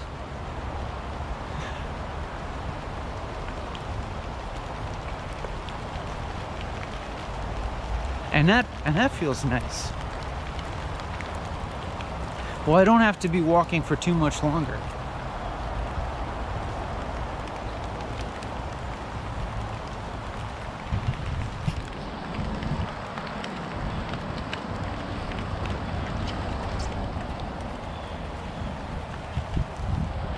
Just walk normal. Normal guy. Making a normal YouTube video. Your normal viewer.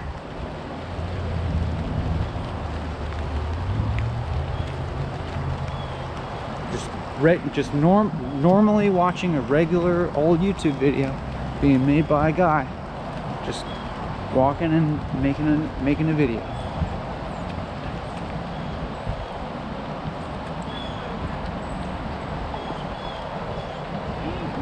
Total normal facet of society.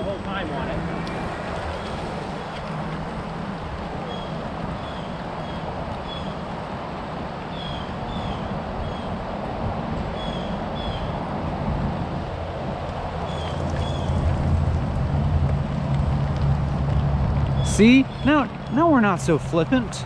Now we're just like we're smooth. We got a smooth mental trajectory. It's solidified a little bit.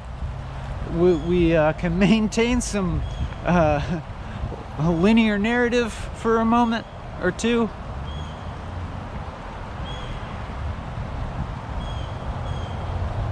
You know, integrate perfectly normal into the world. If some kind of practical problem arose, we would be perfectly capable of dealing with it.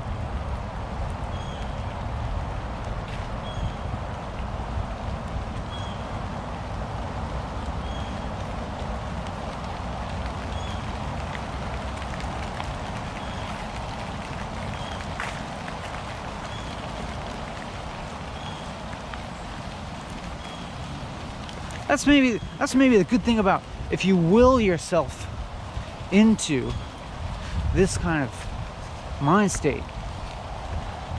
It's just as easy to will yourself out of it and deal with the situation. Ooh, ooh, wild garlic or onions or whatever it is. Doesn't matter because it tastes good anyways. Ah! And it's gonna be really good in the pesto.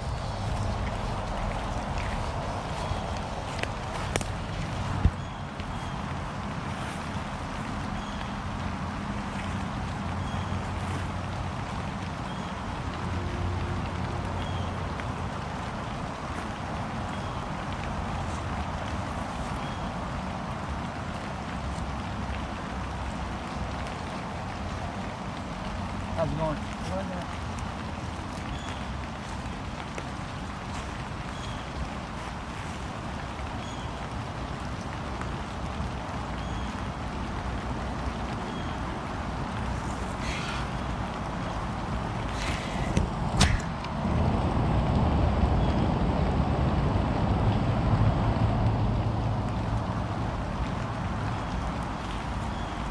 Are you getting wet? You want to wear my hat?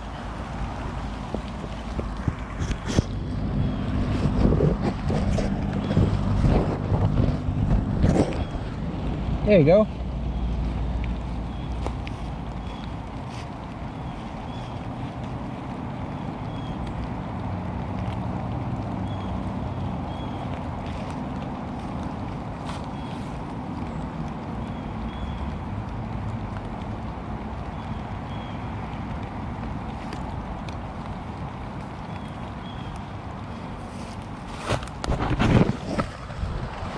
Hex, yeah.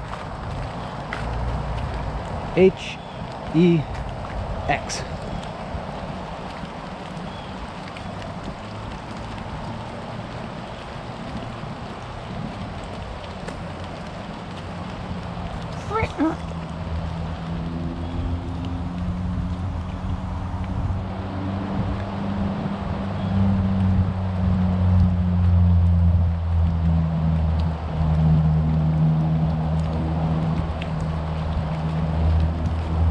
Only thing left is the garlic mustard and the chickweed. I know. Oh yeah, we're basically done in terms of time. Should I just like say fuck it and show you those ones next time?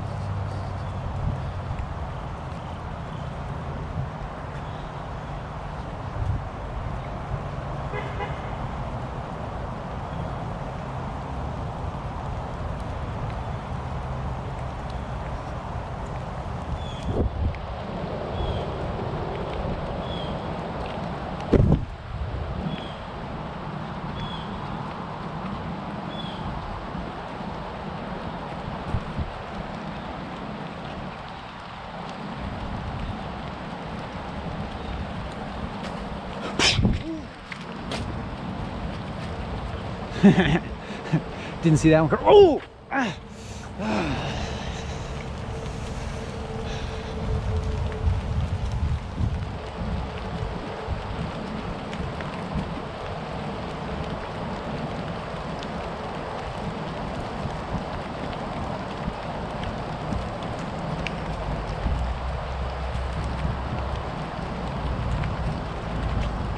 More nets. We can go a little longer today. We can extend class a few more minutes because it was short last time by like 30 seconds.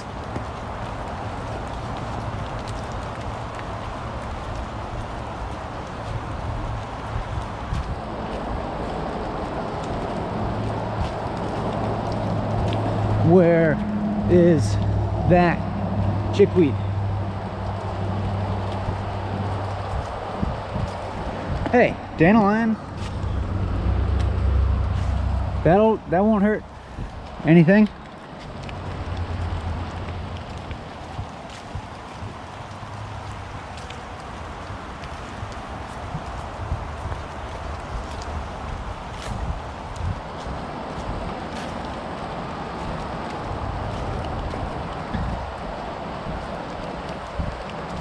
how to not be a dullard and will yourself into a passionate love affair with life itself.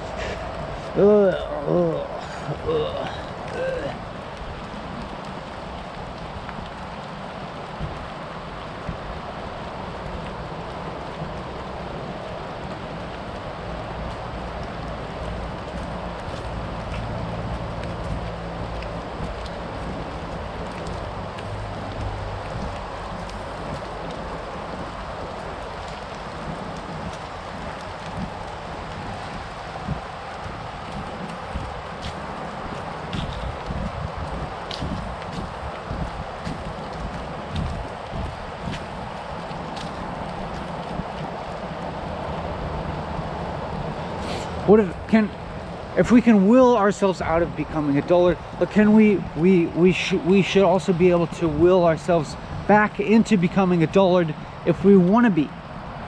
Let's become a dullard again. What? Welcome to Walking and Talk. Hello, my internet friends. Welcome to Walking and Talk. Hold on.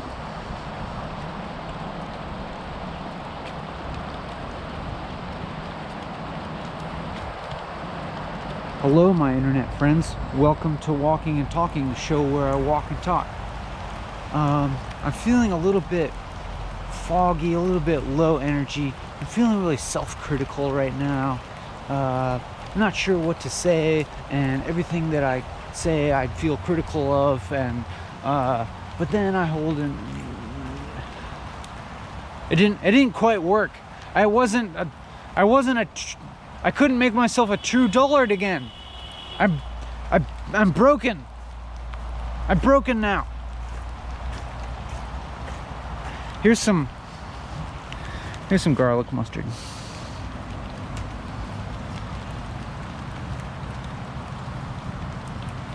Now I'm like stuck being happy.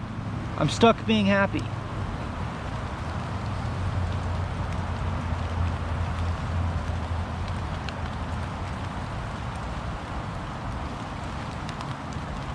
But I should be able to make myself.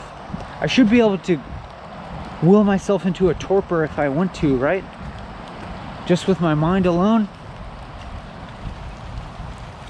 Let's try it. Let's try it again. I'll walk really slow.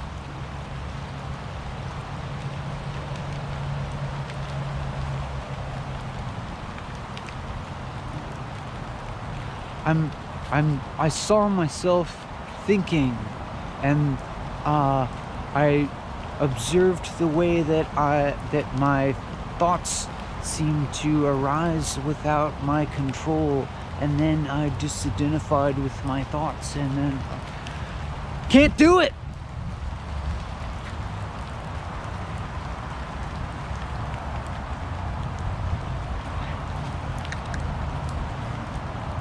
But now I can't. Now oh man, it might have worked a little bit.